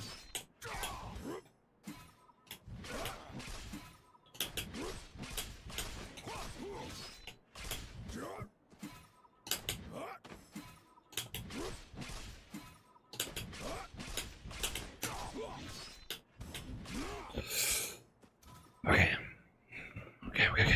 Hey, Ashlot, thanks for the big 49. Is Johnson with the fresh prime? Thanks for the support. Listen, you're powering me up. We're gonna get this. We're getting this.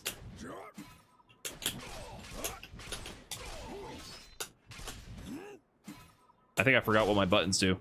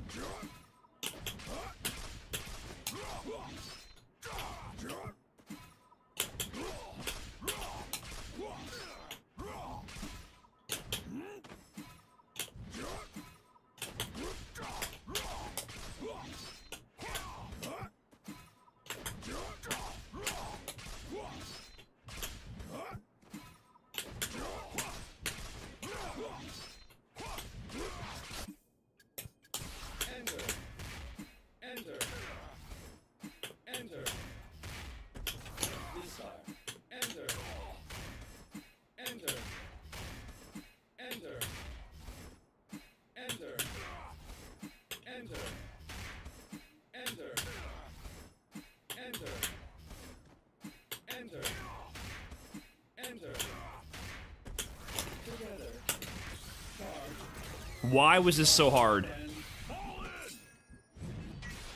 This is still not even a touch of death. 964. All that to still be in the same tier.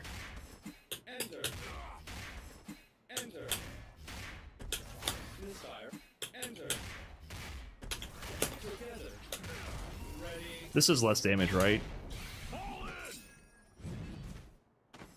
But that doesn't even work.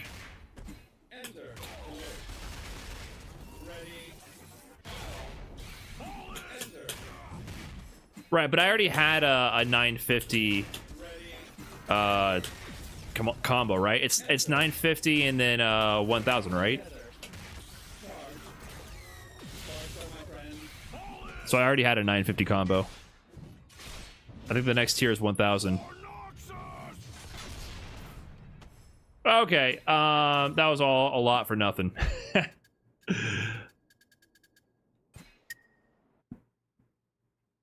I didn't learn anything really.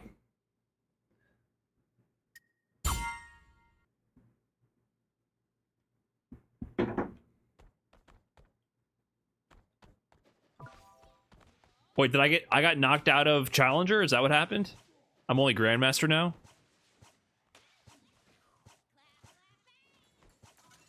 We gotta get that Challenger back. I don't know, I might be cooked though.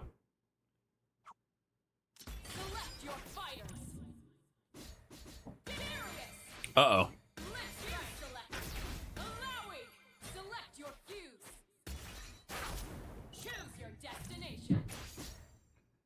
They changed it to top 100? Really?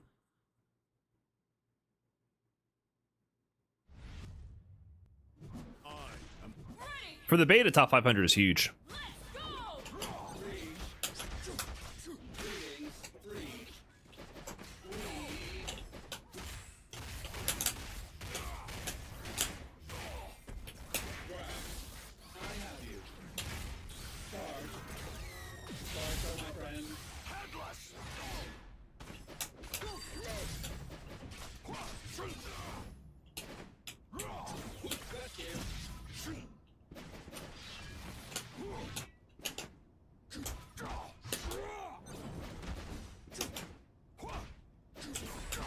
Oh, he just swung again? I respect it.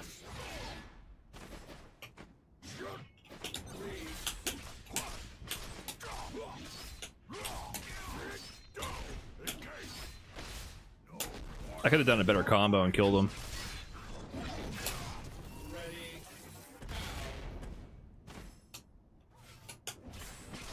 Nice. Clean. Clean stuff for me. As always. On. Okay, so mid screen you just do jump S2 and get the. Oh. Okay. Jump S2 and then get the super. Interesting.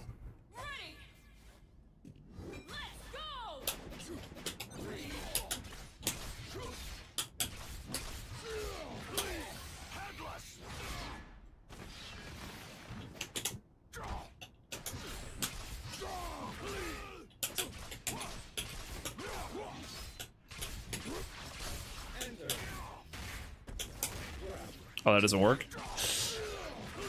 I was improvising too much there.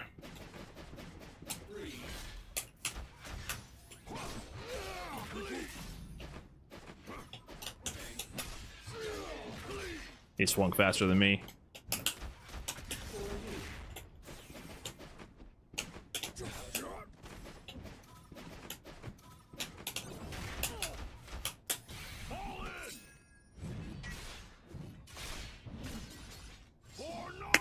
A lot of people I'm noticing just be mashing.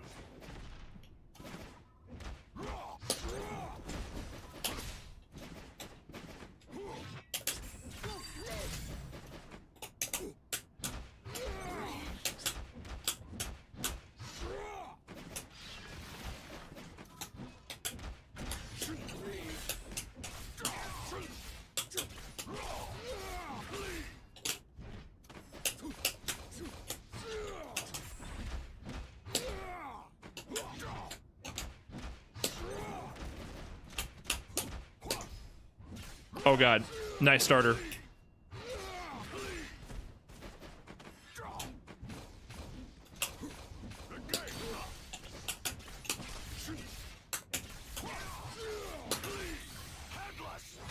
Woo! Okay. I don't know if that's optimal to do. I guess I should actually brush up on my solo Darius combos, and I could have extended with an assist. Didn't I have an assist? I think I panicked.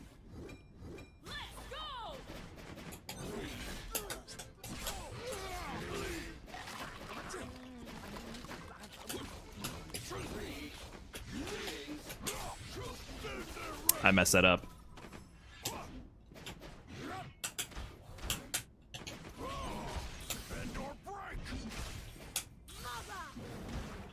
Oh, is that safe because of the...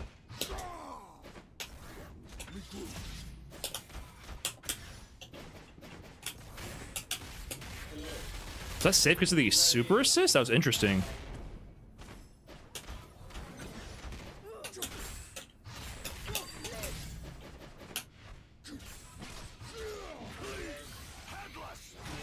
Oh, why did I die?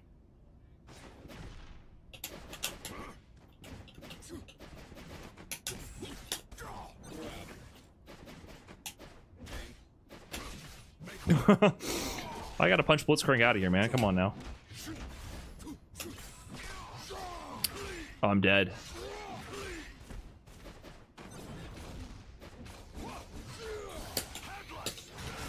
Is that a block string? Try to parry that. That must be a true block string. Nice.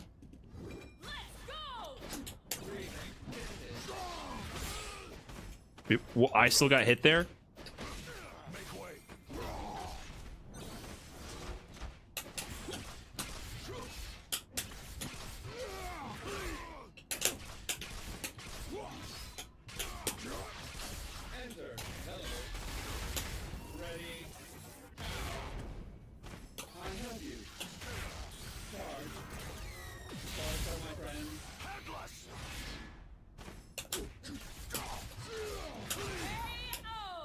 Keeps back rolling.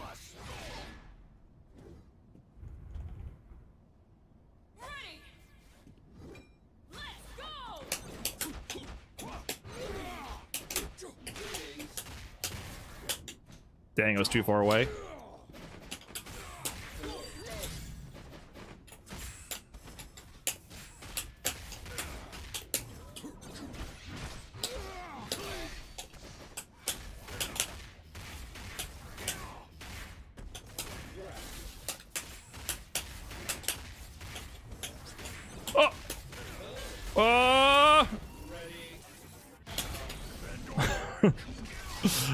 Does so little damage.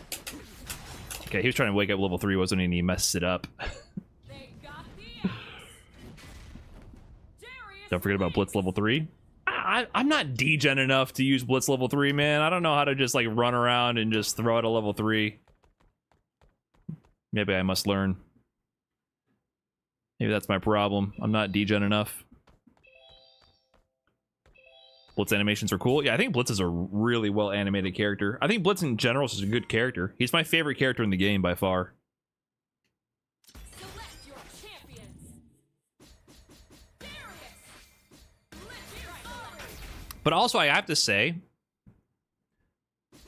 Wait, how do you do level 3? Is level 3 just S1, S2? Is that why sometimes I don't get it? Maybe I'm usually holding down and doing S1 plus S2. Oh, maybe I'm messing it up by holding down and doing S1, S2. Because I feel like sometimes I wouldn't get the level 3. Maybe sometimes I was plinking it with down and it was giving me a different special.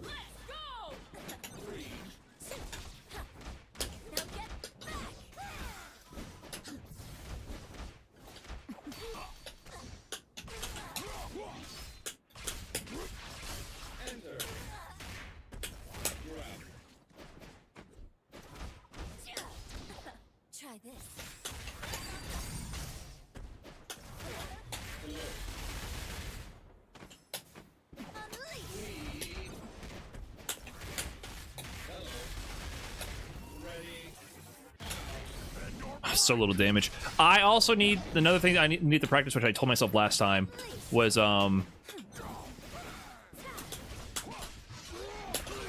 things like conversions from the burst punish when I block a break with Blitz. I got a really bad combo. I feel lost in that situation for some reason.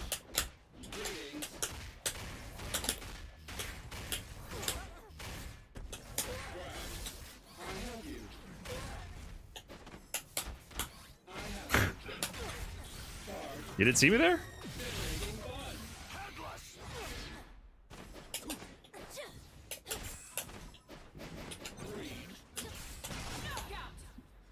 I have you. I have you. Darius wins. Blitz is cool because he's a grappler, but he has a lot of combo potential. Yeah, grapplers in tag games have to have combos. It don't work otherwise.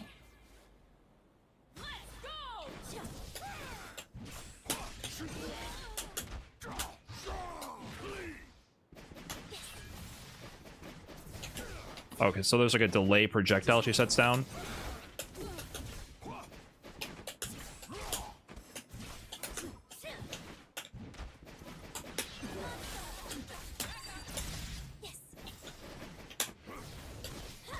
Oh, nice conversion.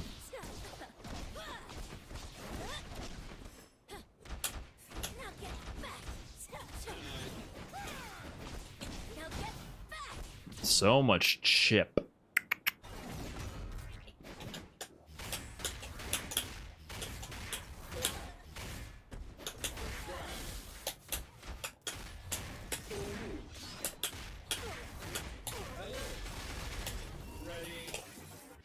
Yay. Save the Fury. Ready. Let's go.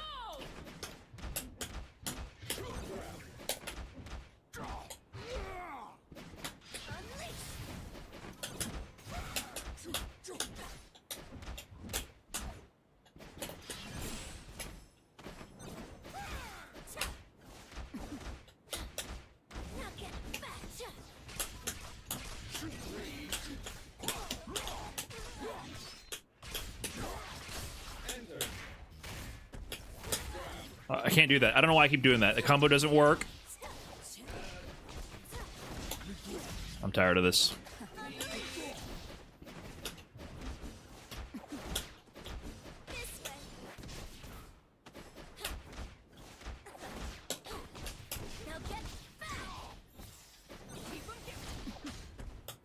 I don't know what just happened. Did you guys see whatever just happened there? Because I didn't see anything. Is it hard getting Grandmaster Drug Scale? Yeah, right now, no.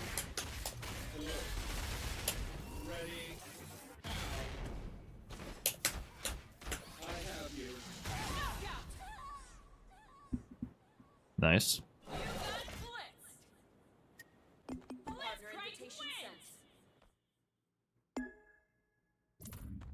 Sorry, brother. I did not want to invite you to nothing. Man, menus in this game are so weird. What did I get disconnected from?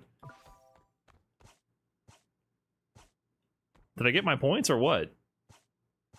Menus in this game. I'm mashing. I'm trying to mash rematch. I'm trying to mash through the menus, and I end up sending friend requests, doing all sorts of weird shit on accident.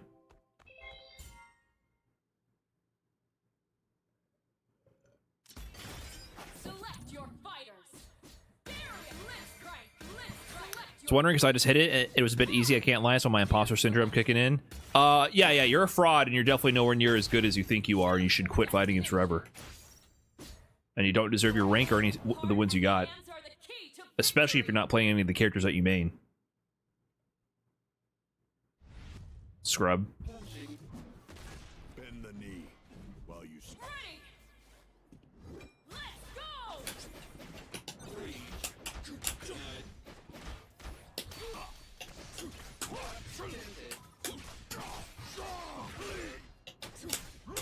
Ugh.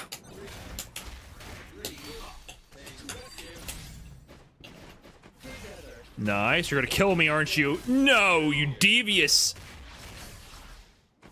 No, he's doing it. I just talked about this. Get out of I just talked about this.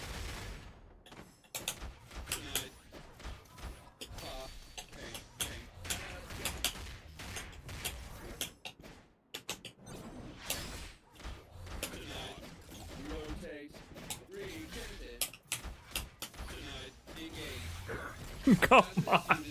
You did push block and did dash up level 3? Let me run at you with my open arms. Unit dismantled.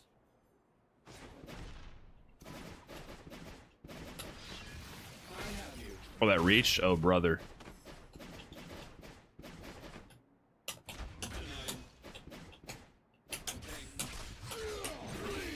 Oh, I did the wrong combo? I'm gonna die. No!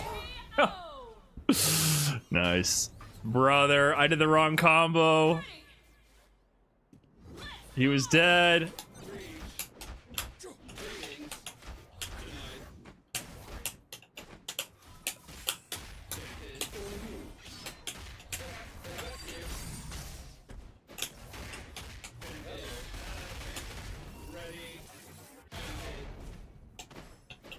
Bro, yeah, anything kills there. I just fucked up.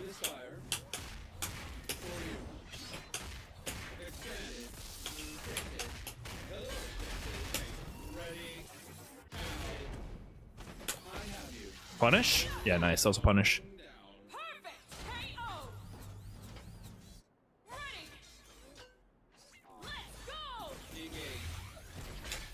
Wait. That was that a punish?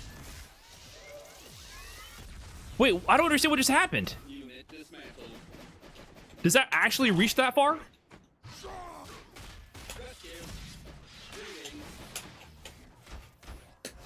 I did it too early.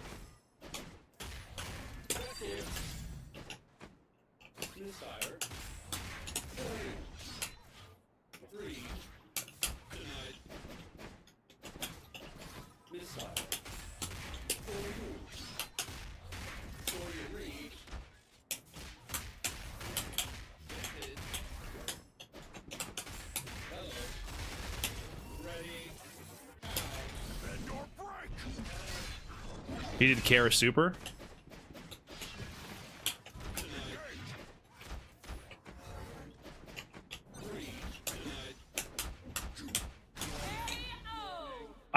Yeah, I don't know what he did. I feel like I got grabbed by level 3 from full screen. How do I do this, chat? I keep fighting these D-gen blitz, and I don't know how they're doing anything they're doing. It's cooking me.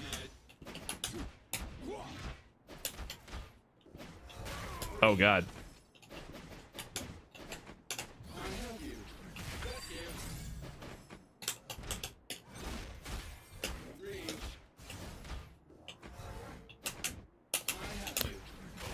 I'm legit getting beat by empty jump command grab.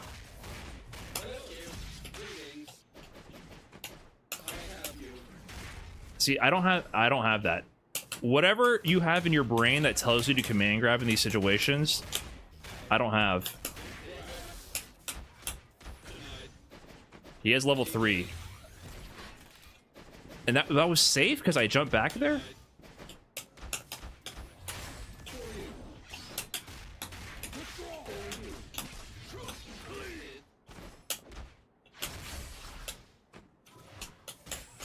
Excuse me?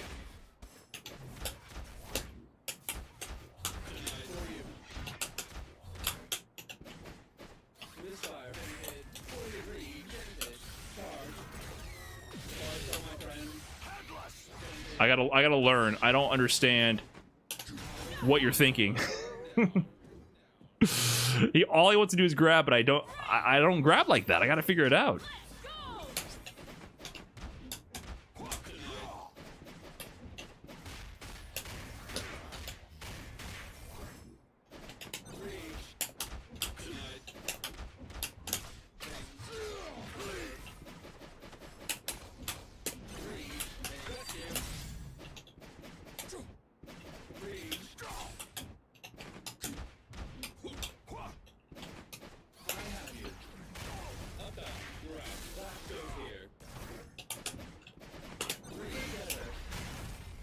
Oh, nice. Yeah, he's like not anti-airing to bait my empty jump and the command grabbing me.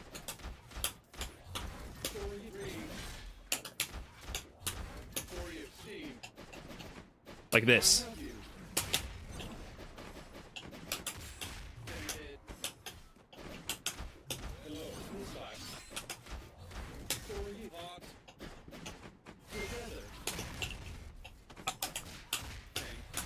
I'm not gonna lie to you, chat. I forgot how to fury cancel. I tried to fury cancel all those to kill him, and I forgot. I was trying to kill him off all those command grabs. But every time I went for it, I would hit some variation of assist, and none of it gave me blitz or fury. It's assist plus S2. Is that fury cancel?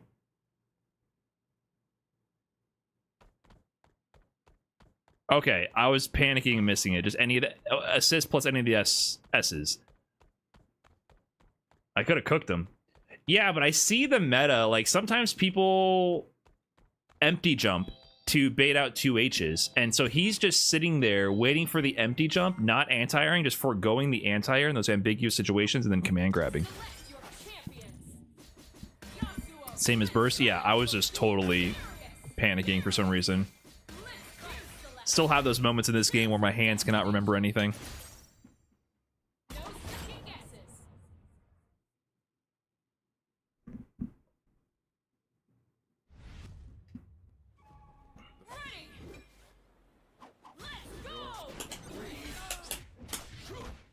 What? That doesn't work there?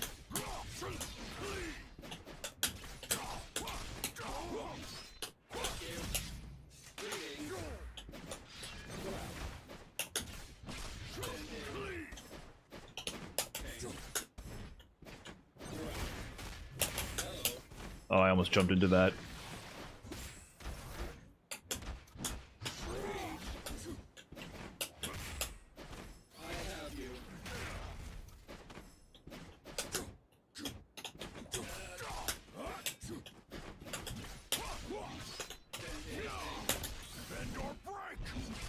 Put you in the corner. Can't kill here, unfortunately. You guessed incorrectly. Empty jumps beats 2H. It can. Like that.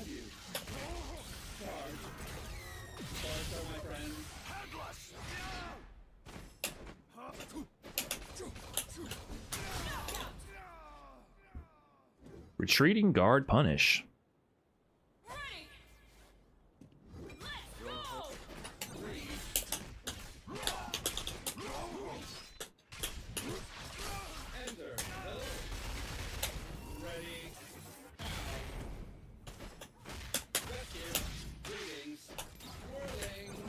I messed that up.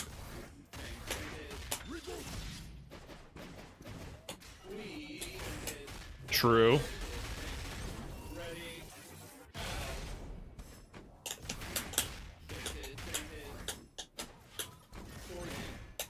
Oh, mistakes were made. Ah, nice. Okay.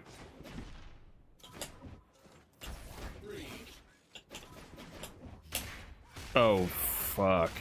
A lot of people I notice are doing just jump, charge, cross up. I don't do that from the ground. That seems very good. I didn't convert. I thought I was getting hit there.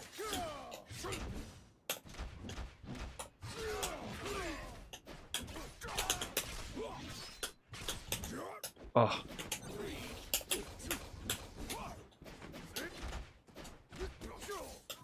Woo! Okay, we have a shot. We have a shot.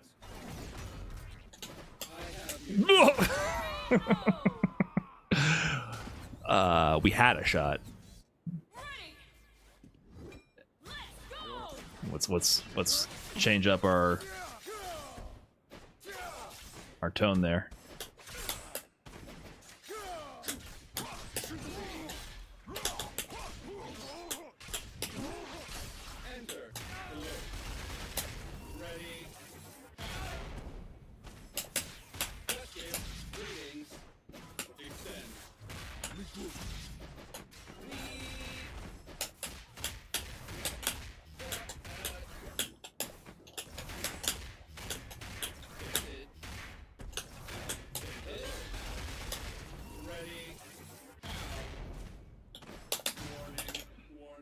Okay.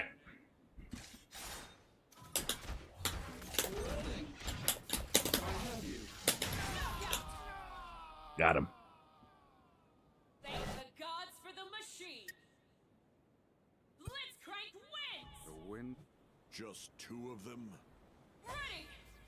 Blitzcrank wins. I like this guy. He mashes through the intros.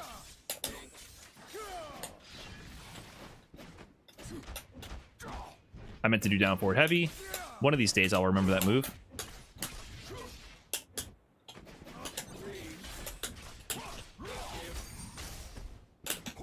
Cool. Oh, yeah, yeah. Cool. Cool, dude. Oh, nice. Nice burst break, buddy. You don't got these.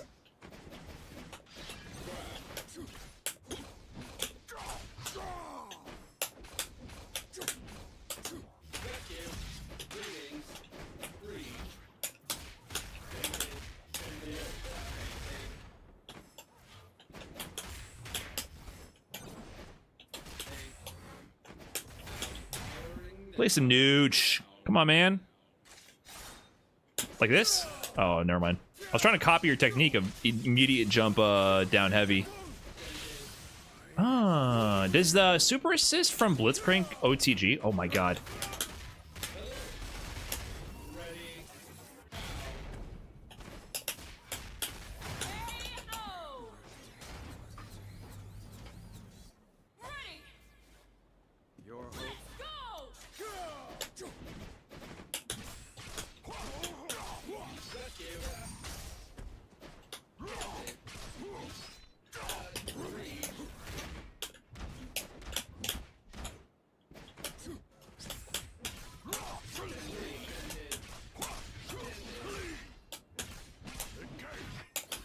Oh!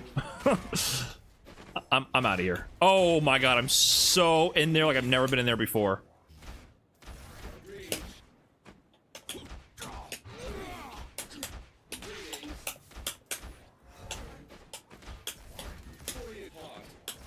Baited.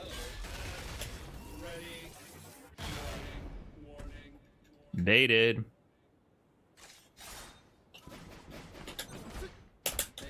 Oh, that went low? Nice little staircase action there. What up, Lord Knight? What's good, man? Wait, what happened? I should pay attention to the game.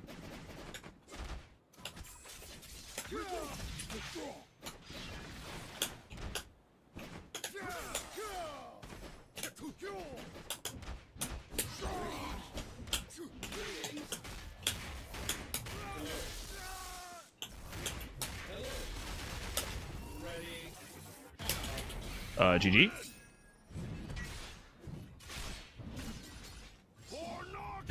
Does the title mean Brian is a Jinx knower? 2xKO has been broken. I didn't talk about Jinx Super 1. Is it her Super 1, the projectile one that you just do and tag in and then the game is yours? I find it very strange that you can tag when you do things like super and command grab in this game. It's Super 2? Excuse me. I find it really weird that I can do command grab and a tag will come out right away before it activates, and same thing with super. I find that kind of like not correct. Like they should block that. It's only double down? Is that a bug? Why can only double down do it? I didn't realize that. I didn't do have bad LOL thoughts. GG's. GG's, my man.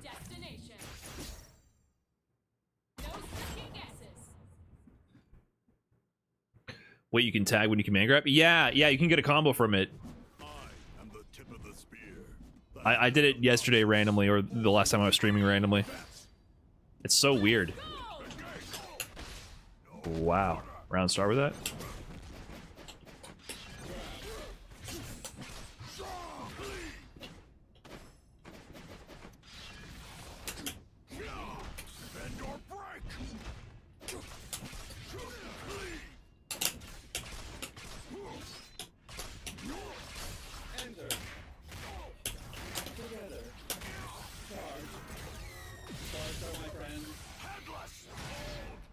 Dang.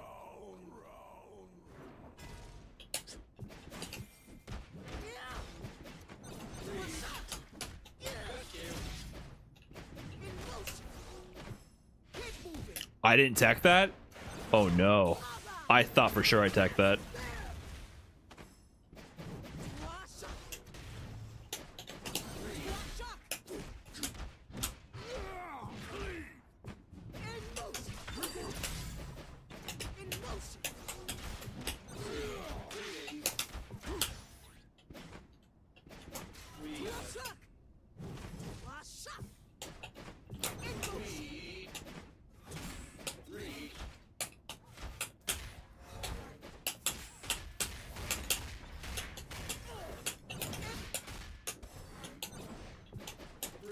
What do you...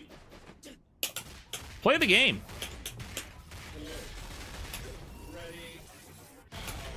Why are you just running away?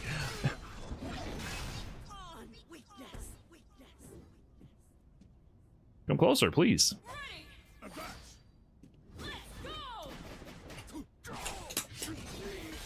This guy had no fear. I respect it.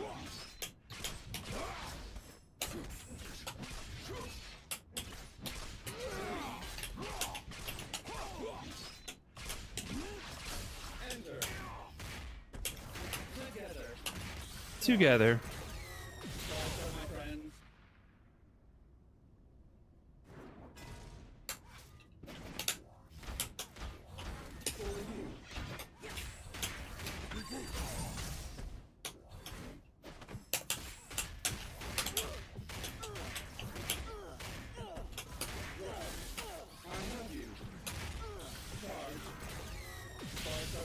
Sparks are my friend. Oh, I was late. Nice push block.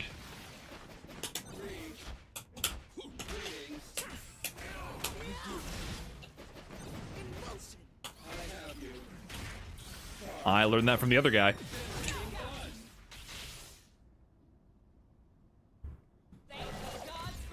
Double down was previously the worst, so they buffed it. Now they're going to nerf it again. So what were the buffs that made it so good? Last chance to surrender. Ready. Advance. Let's go.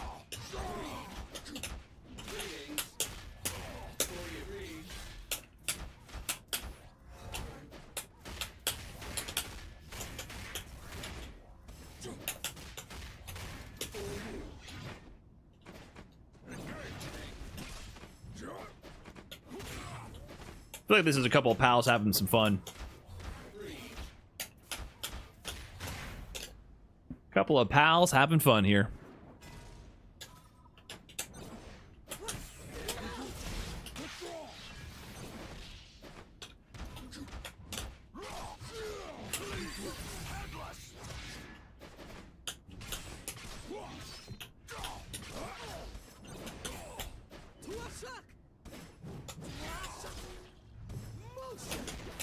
What?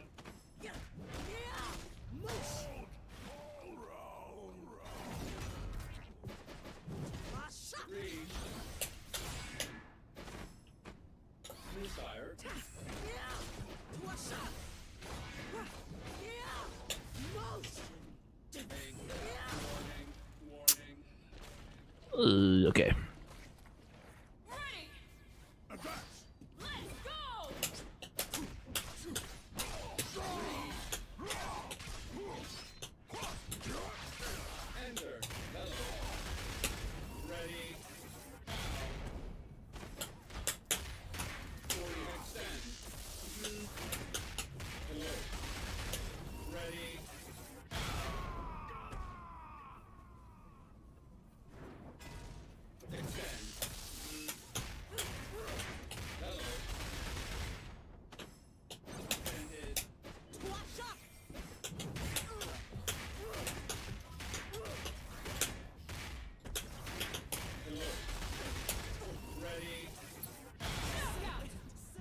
I gotta stop using the ground bounce in my blitz combos when I need to do a tag, because I can't tag if I ground bounce. I go into that super.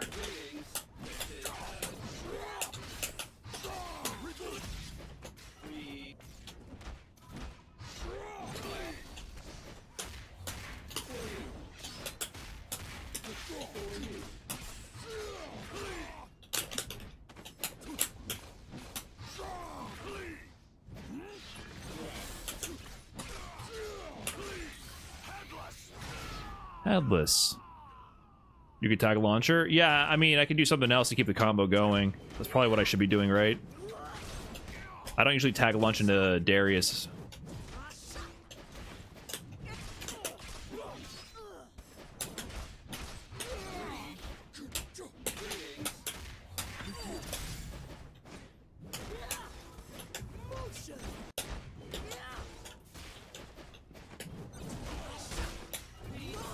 What is happening? Oh my god, who died? I died?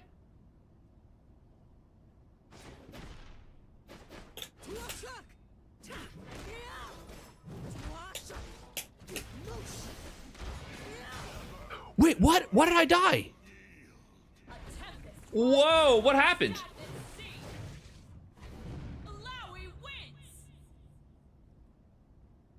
What just happened?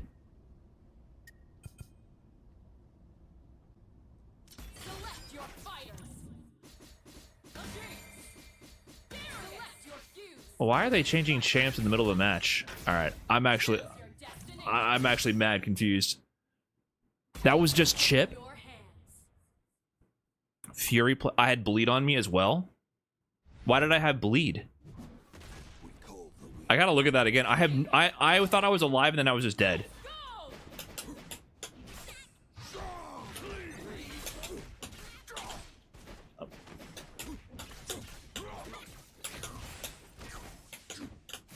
Alright, I gotta get through you to get to the Alawi.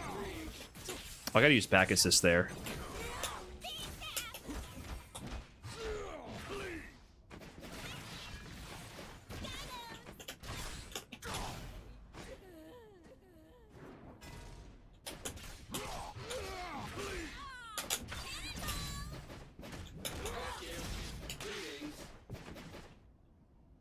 Dude, come on, do something. Come on, man.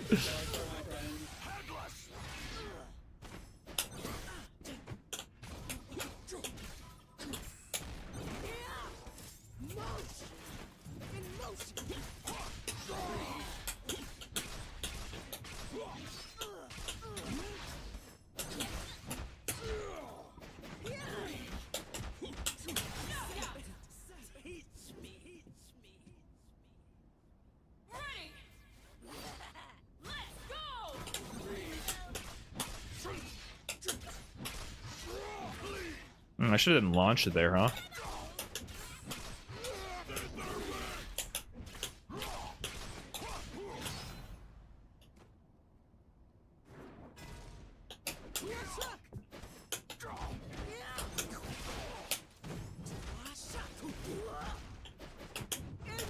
That hits behind her?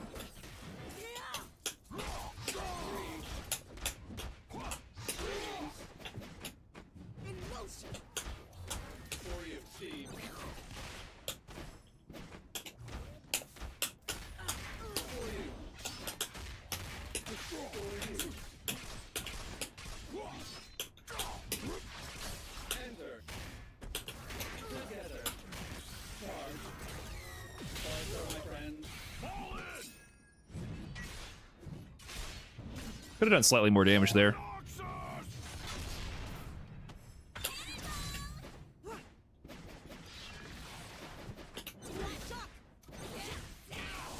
What? See, my health! Oh! Okay, that was... I need to understand chip better in this game. Does anyone have the clip of me being liquidated in chip from Fury? The chip is nuts.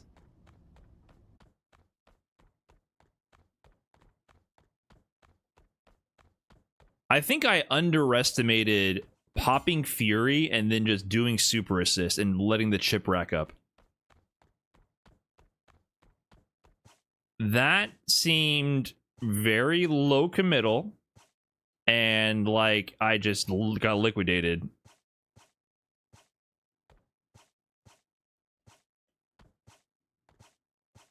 I haven't used super assist that often. Do you really build super meter for your assist if they die? Or is it more like you take to the grave what super you got? I really haven't thought about that much yet. Both meters build at the same time. Yeah, I haven't really considered like super assist chip and the impacts on my gameplay, right? I barely remember to use it. I'll have to pay attention to that more. There's so many little things to optimize in this game. Are you forced to play against people from other lobbies in ranked? I'm not sure what you mean. You can play people in other lobbies. That's what I'm doing right now, I guess. I don't know why it keeps giving me duos in ranked.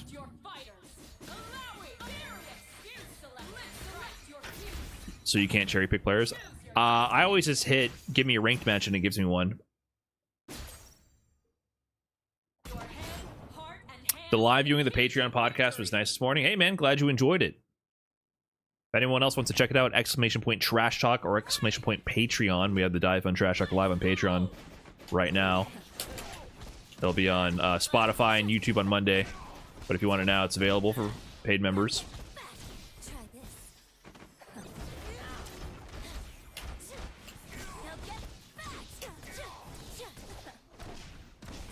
Okay, fine.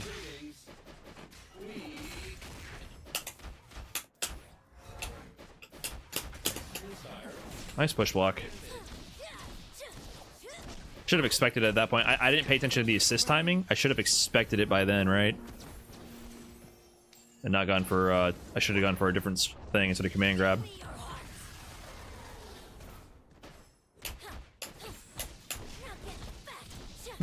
That, I think I try to press jab as fast as possible.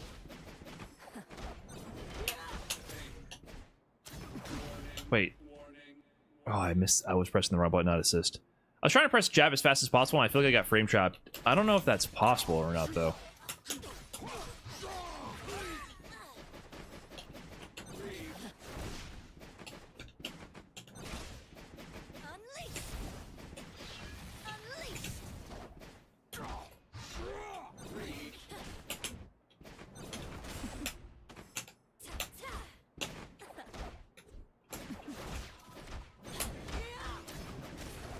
What? I didn't know what was happening. I think some tentacles were interfering with my options there.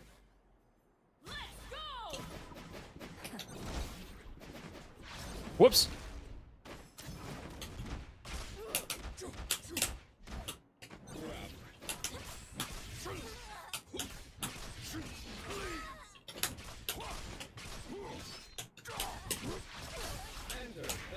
Okay.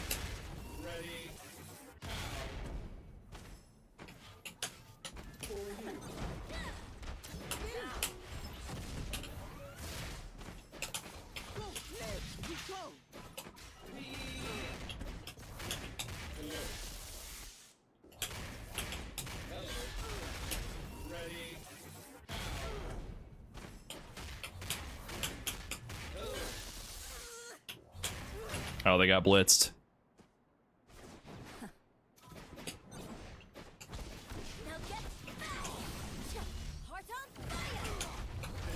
What?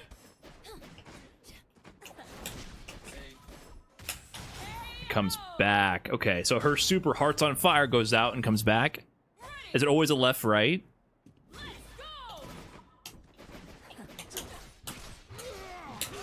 Does this even work? No, I figured that was too far actually. Oh, 2 times assist, right?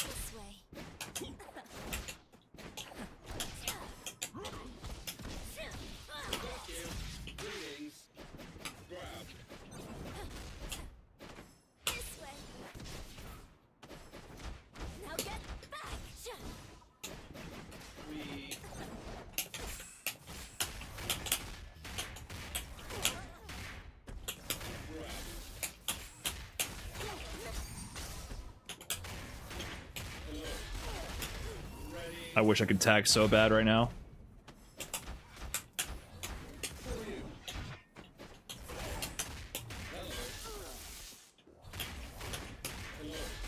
Yeah, they're getting blitz. Oh no. Mistakes were made. Damn, they're getting a level 3. Oh.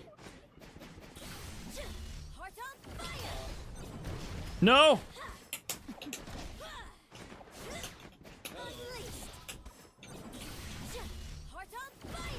Wait, I tagged.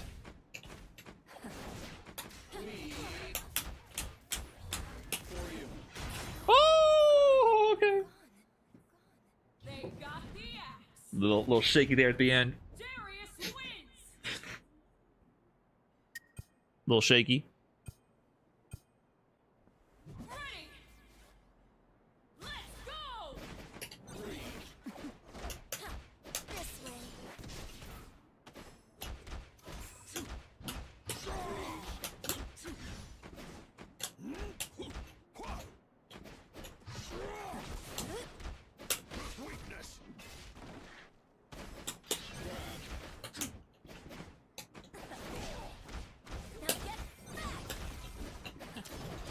Two times assist is so weird.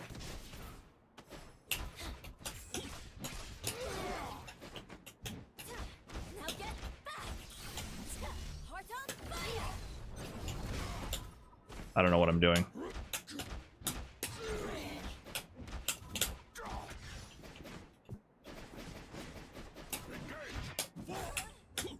No.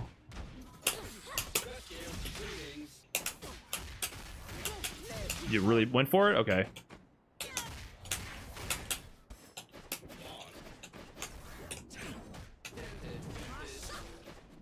Mistakes were made.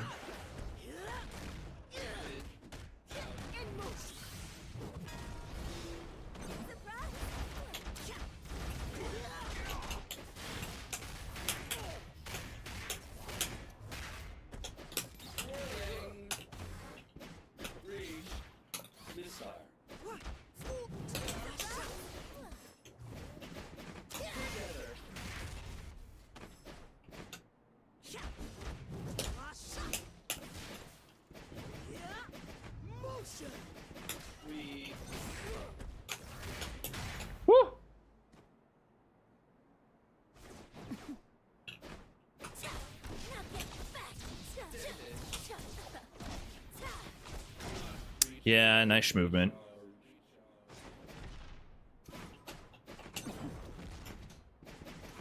Oh my god! Allowing it out of the way!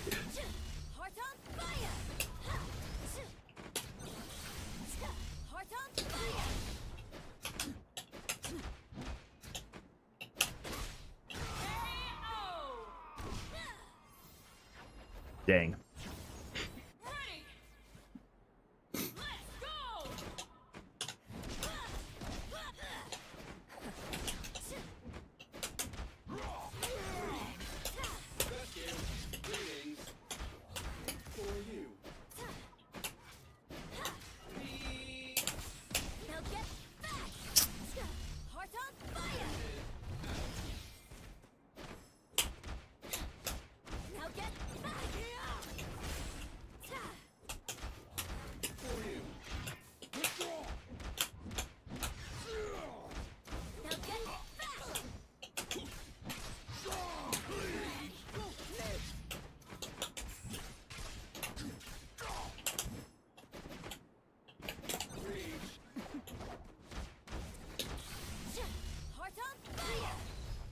God, I don't really know. I feel like I'm on the verge of doing something good against Ari.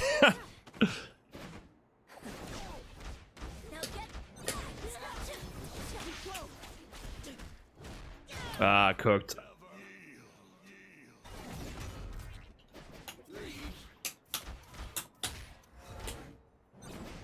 Oh, I mixed up my moves.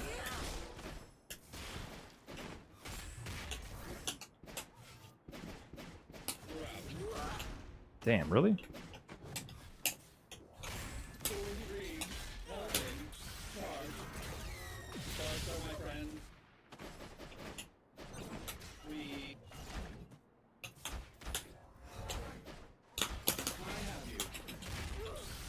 Okay.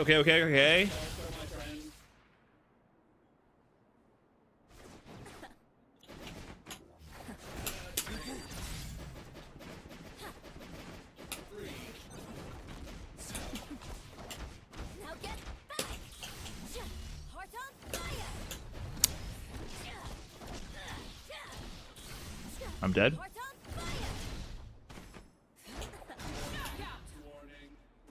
Dang. I'm trying to parry the super, but I miss it, it seems like. And then I lose my meter.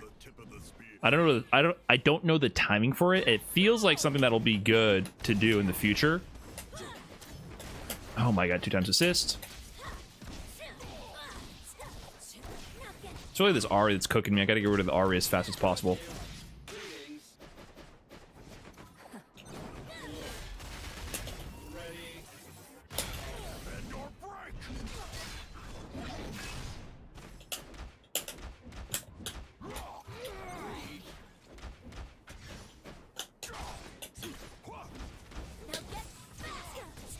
Oh, I try to parry, I have no super. Nice. Bad meter awareness. I pressed parry there, got me cooked.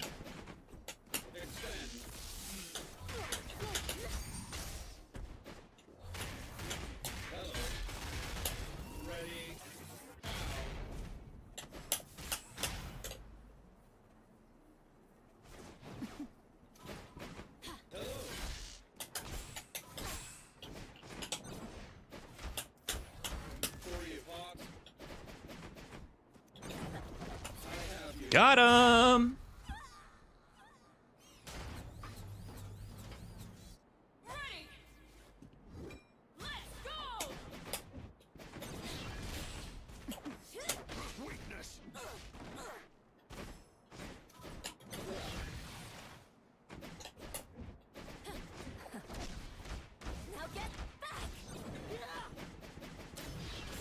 Ah.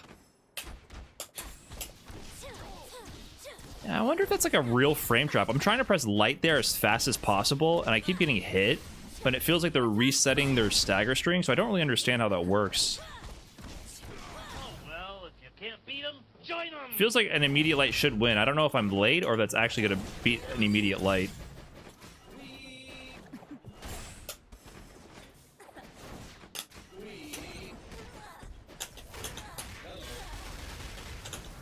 Oh.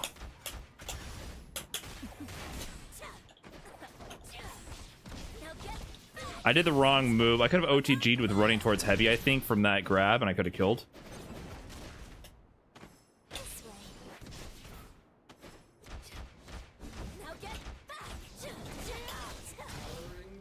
Nice. Man Duck, thanks for the fresh prime. Appreciate that. Fury was greedy? I don't think it was that greedy. You think so? I don't know. I feel like it's going to build back already, right?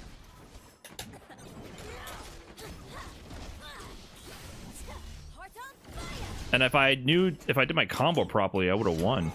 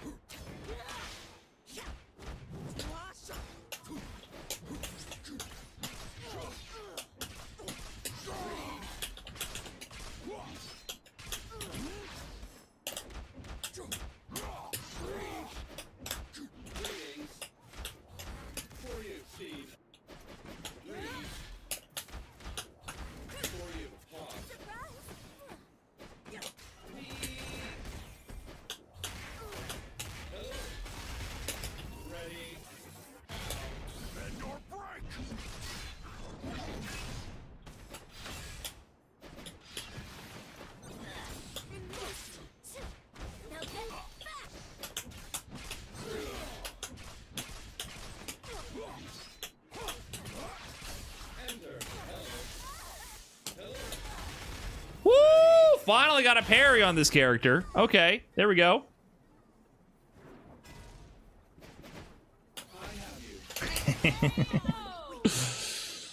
I almost fumbled the combo because I got the really late steam static shock from the grab, and I was like, wait, how do I kill them now without messing this up? All right, GG's. Yo, how do I get my my challenger back? Is it really only top 100 now?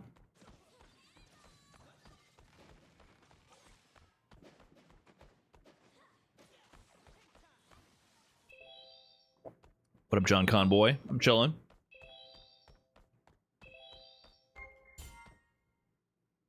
Right, I know I gotta get more LP, but I'm wondering how inflated it is now and if it's really top 100 or top 500. I had it earlier today, like 430 LP. Jesus, dude, how much? I only have one something. How much have you been playing?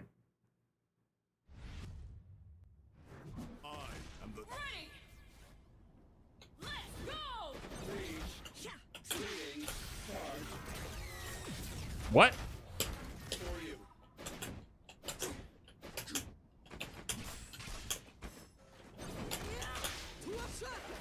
Oh, okay, interesting version.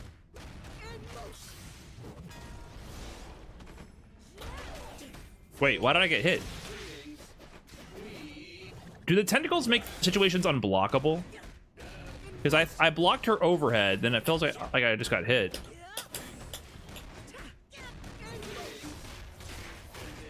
Like, the tentacles aren't hitting low while she hits high, right?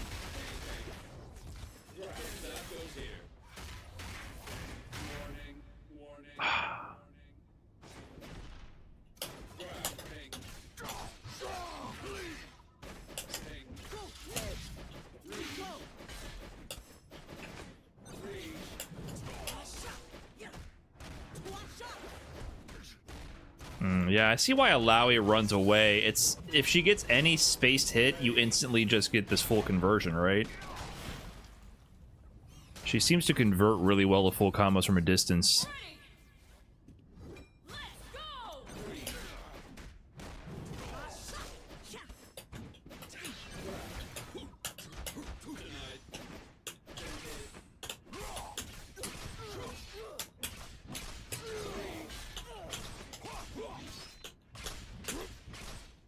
Oh, I forgot to do the launcher.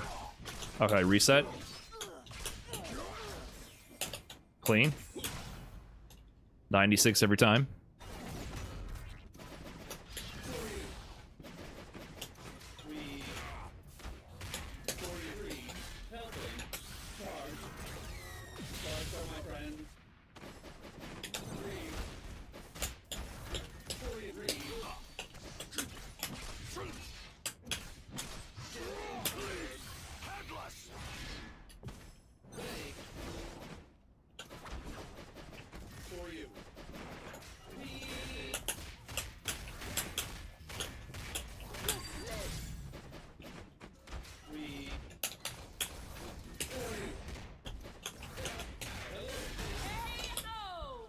Hello.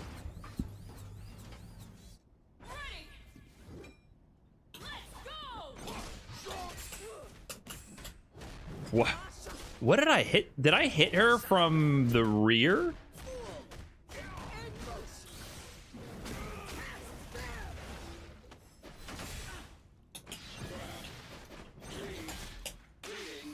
Oh, nice. Oh, that was tricky. I like that.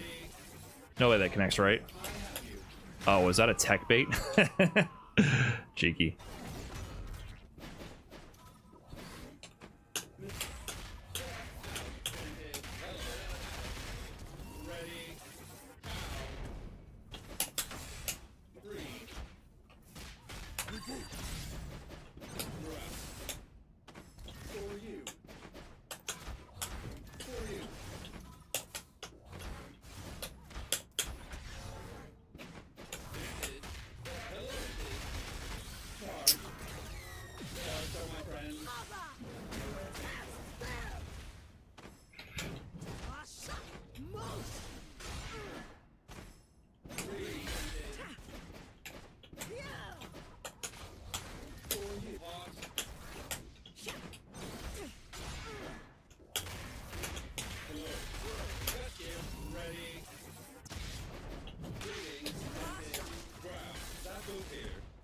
Oh, nice conversion. Okay.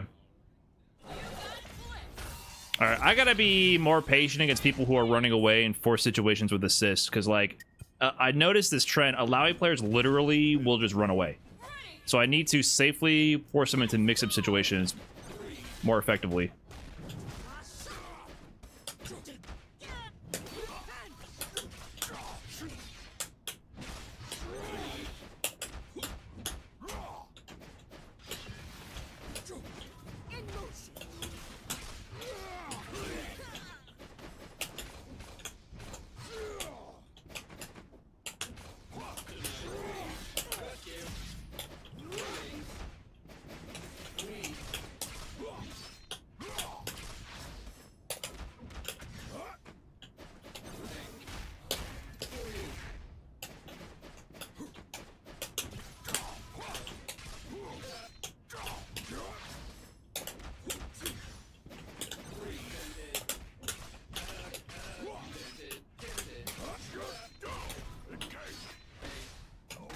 Oh, I meant to tag to Darius, Blitzcrank. I could have kept the corner, would have been better.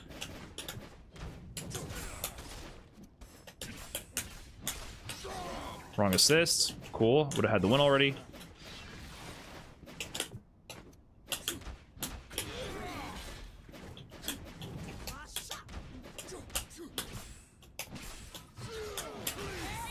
Okay. Let's clean this up.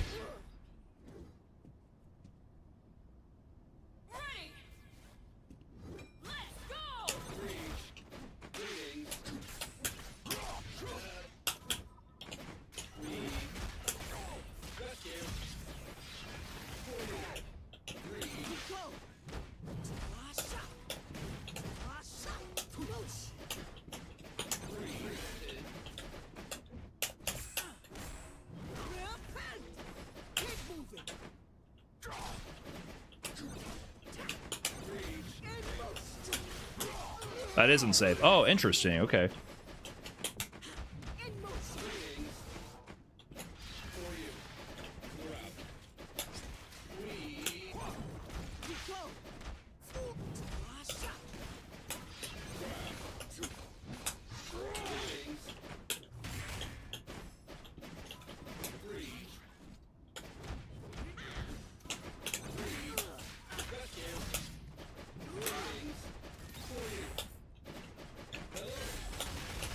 Nice. That was a punish, huh? That's not gonna reach. I'm not gonna tech in. Oh, that's gonna punish. Nice.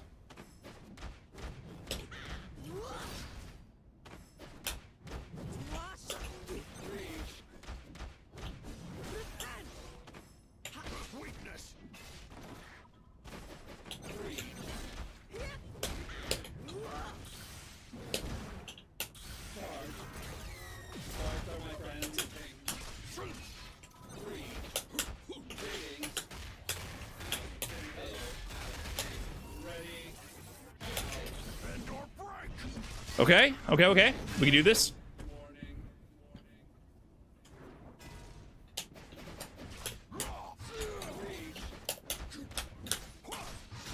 Yeah, I feel like I kind of out-neutral a little. I think I won that through the neutral, to be honest. Darius wins. Ready. Let's go.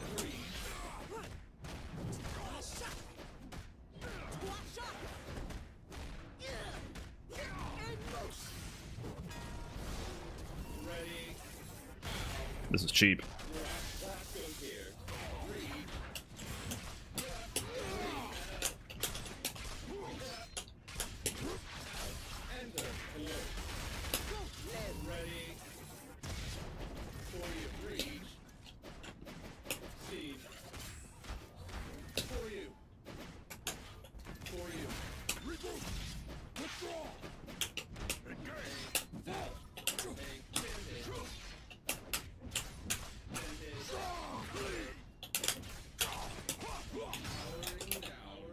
Got him.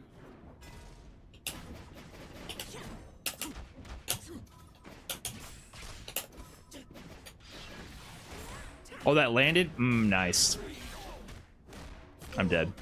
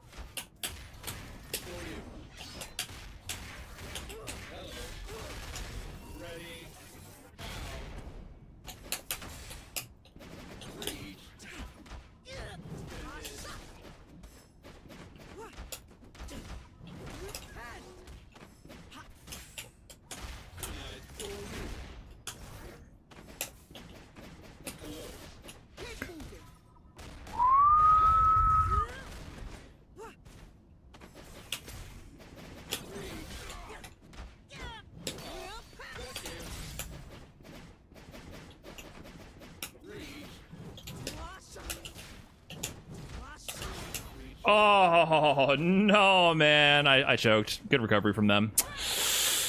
I could have killed so many times.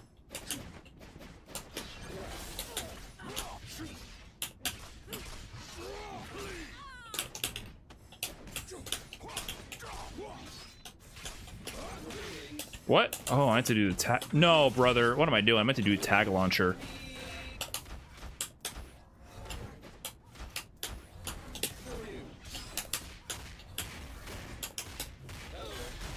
Okay, we can recover. We got this.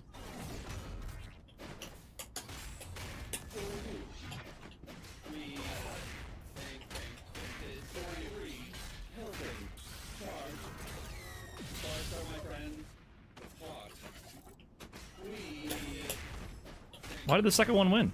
Oh!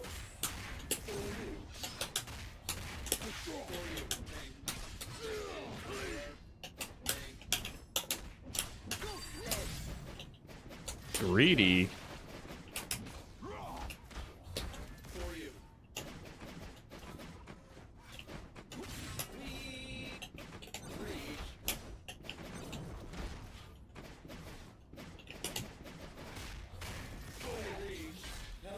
Am I just dead?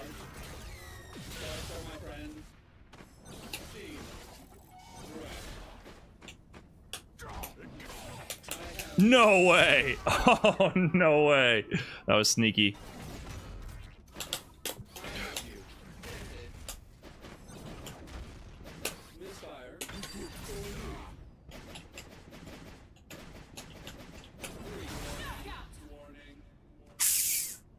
Oh, nice. I was gonna try to do S1 and dash cancel. I should have just, maybe I should have just waited it out and waited for my super assist. Nice. Well played, well played, well played. I feel like there's a few key moments there I could have clutched up.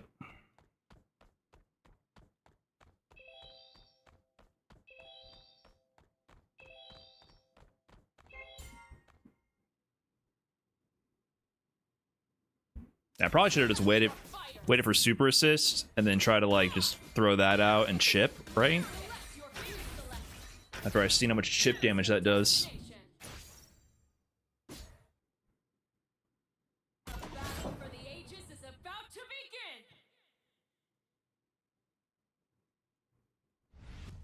plan to try any other teams anytime soon? I don't know. I usually end up locking in with one team and just going for it.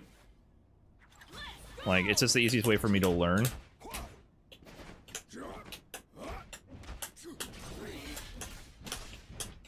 Really? Okay, do you do anything? Okay, I gotta throw you.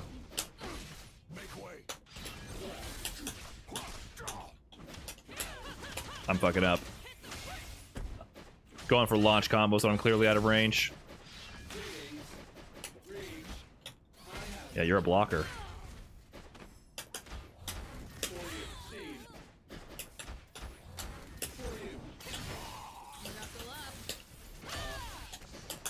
Woo!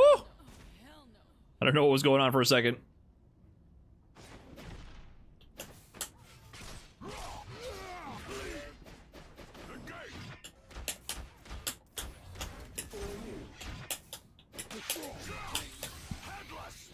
Oh my god, mistakes were made.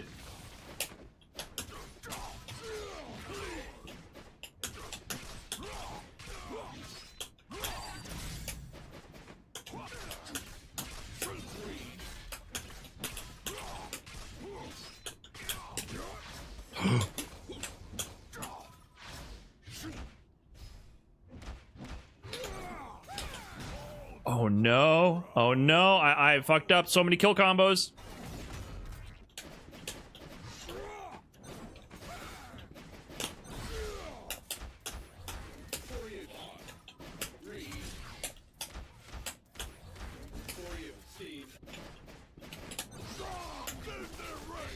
I lost this.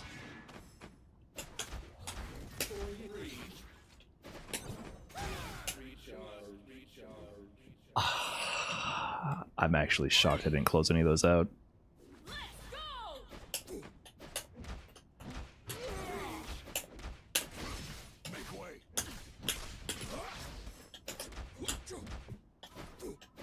Dude.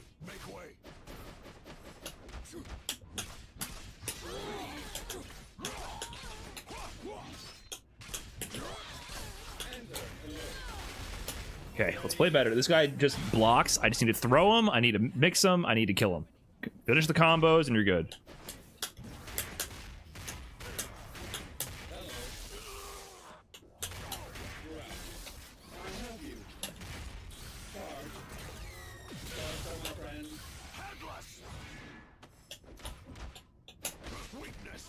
Huh? Interesting back throw timing.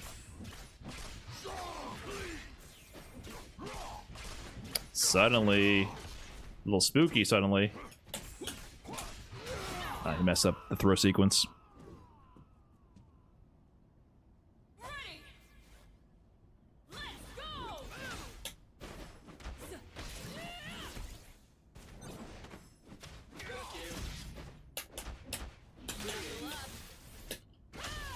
Wait, no! Oh my god. Did you guys see what happened? I went to parry the Vi super, and Darius absorbed it, so my parry whiffed, and then that meant my parry timing was late, and so I ate shit from the Darius super. That was weird.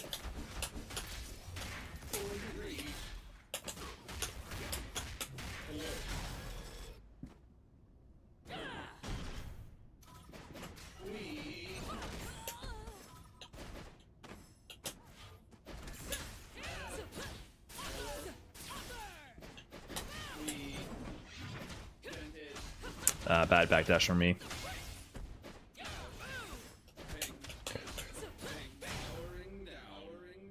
I air attacked in these scrambles and then just landed on her over and over. That was kind of unfortunate.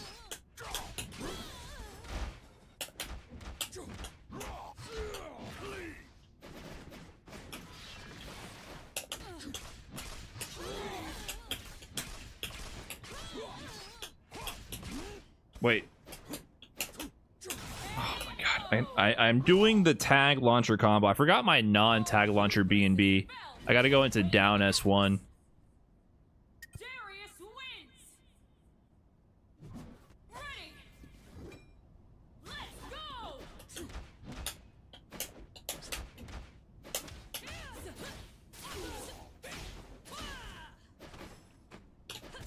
I'm not mixing this guy enough. He's just blocking it out, and I'm not doing anything.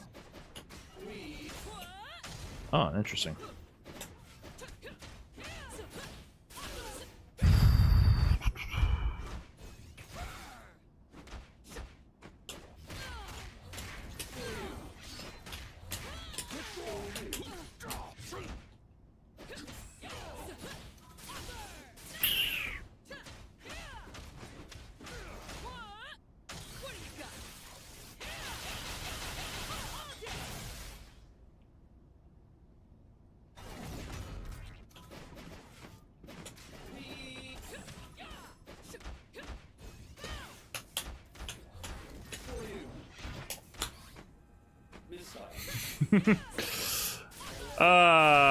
This round did not go my way. He doesn't even use his assist.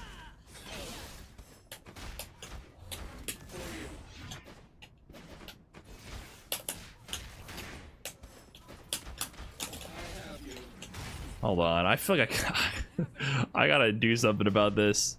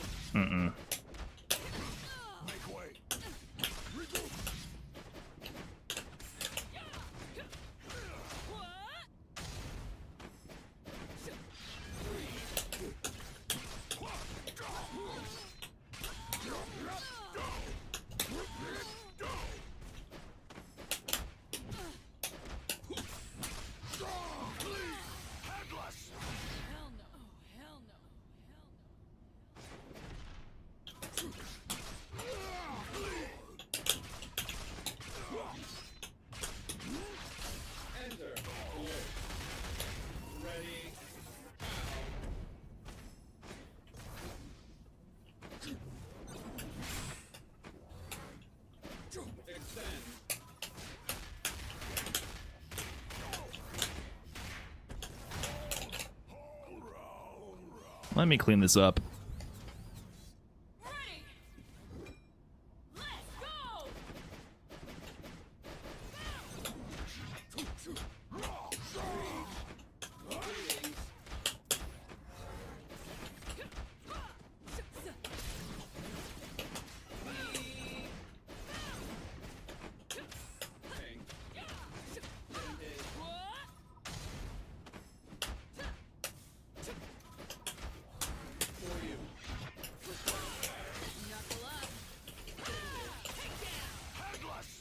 Golly! Where'd my health go?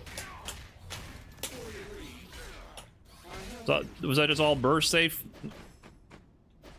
damage?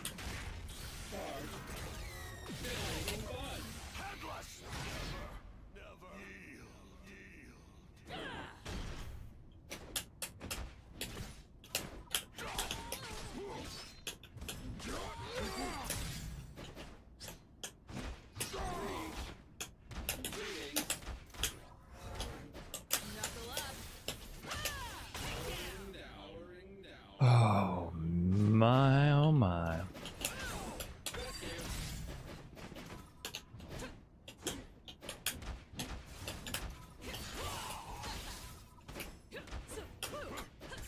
Oh, did I get shimmied? Interesting.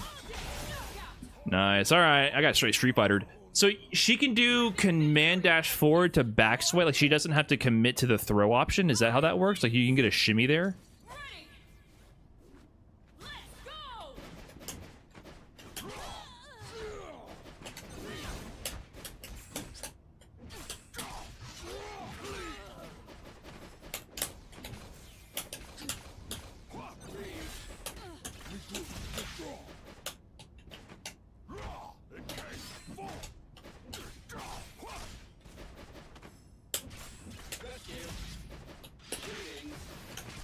I did 2H.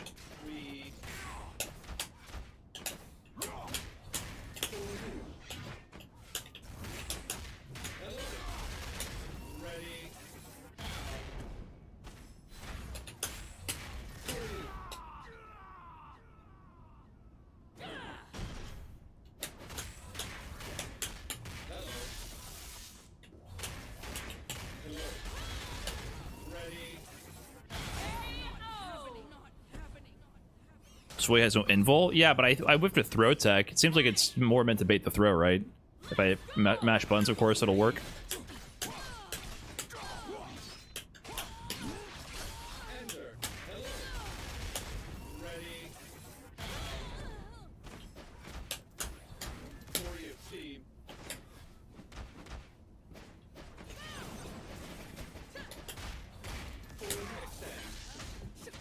I didn't think he would jump. He usually doesn't jump there.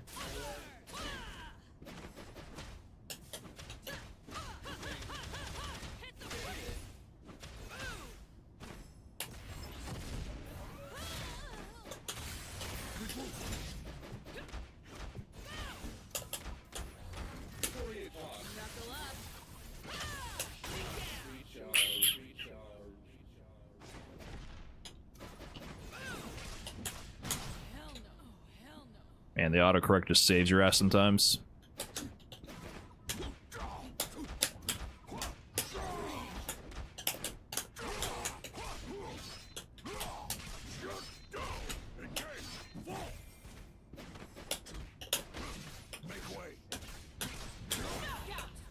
Alright, GG's. I gotta quickly recognize players' habits, and I need to apply more mix. Like, this guy was really solid, but he was playing Street Fighter. And he wasn't using any of the defense mechanics and barely tagged. Like, he didn't push block, he didn't use retreating guard, and he just blocked. And blocking is pretty good, but I need to immediately mix these people faster. It's the first guy I played in a long time who doesn't just mash, right? Normally I open people up from them trying to mash to avoid the mix or the pressure. This guy just blocked. So I need to immediately mix faster. I need better mix to not even let these kind of players play. Should be a one-player game. They're not willing to use the mechanics. Even though he had solid defense and neutral, I should like kill them immediately if they're not push blocking or retreating guard. So I gotta level that up for sure.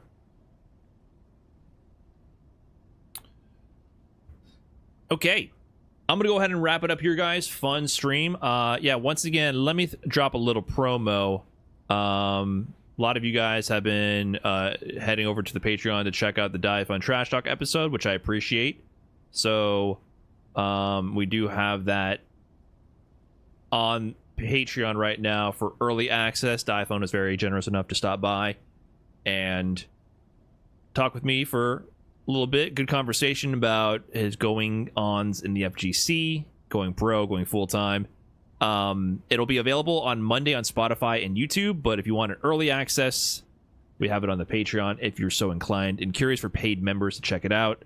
Yeah, it will be available free in a bit. By the way, Trash Talk on Spotify. I'm really trying to push for reaching partner for Trash Talk. So on Spotify, this is where we push our podcast. If you like Spotify, you can listen to it on that platform. A lot of people seem to not know about it. So I'm trying to get that going and to have people listen to it on Spotify. We're really close to reaching partner. So I'm just pushing this hard. So if you didn't know, you can look up Trash Talk on Spotify. And you can also listen to it on any podcast app. But if you want to, we're on Spotify. And we even have, it's a whole video and everything. Like, I don't know if you can listen to it. Big week for fighting games. We just saw...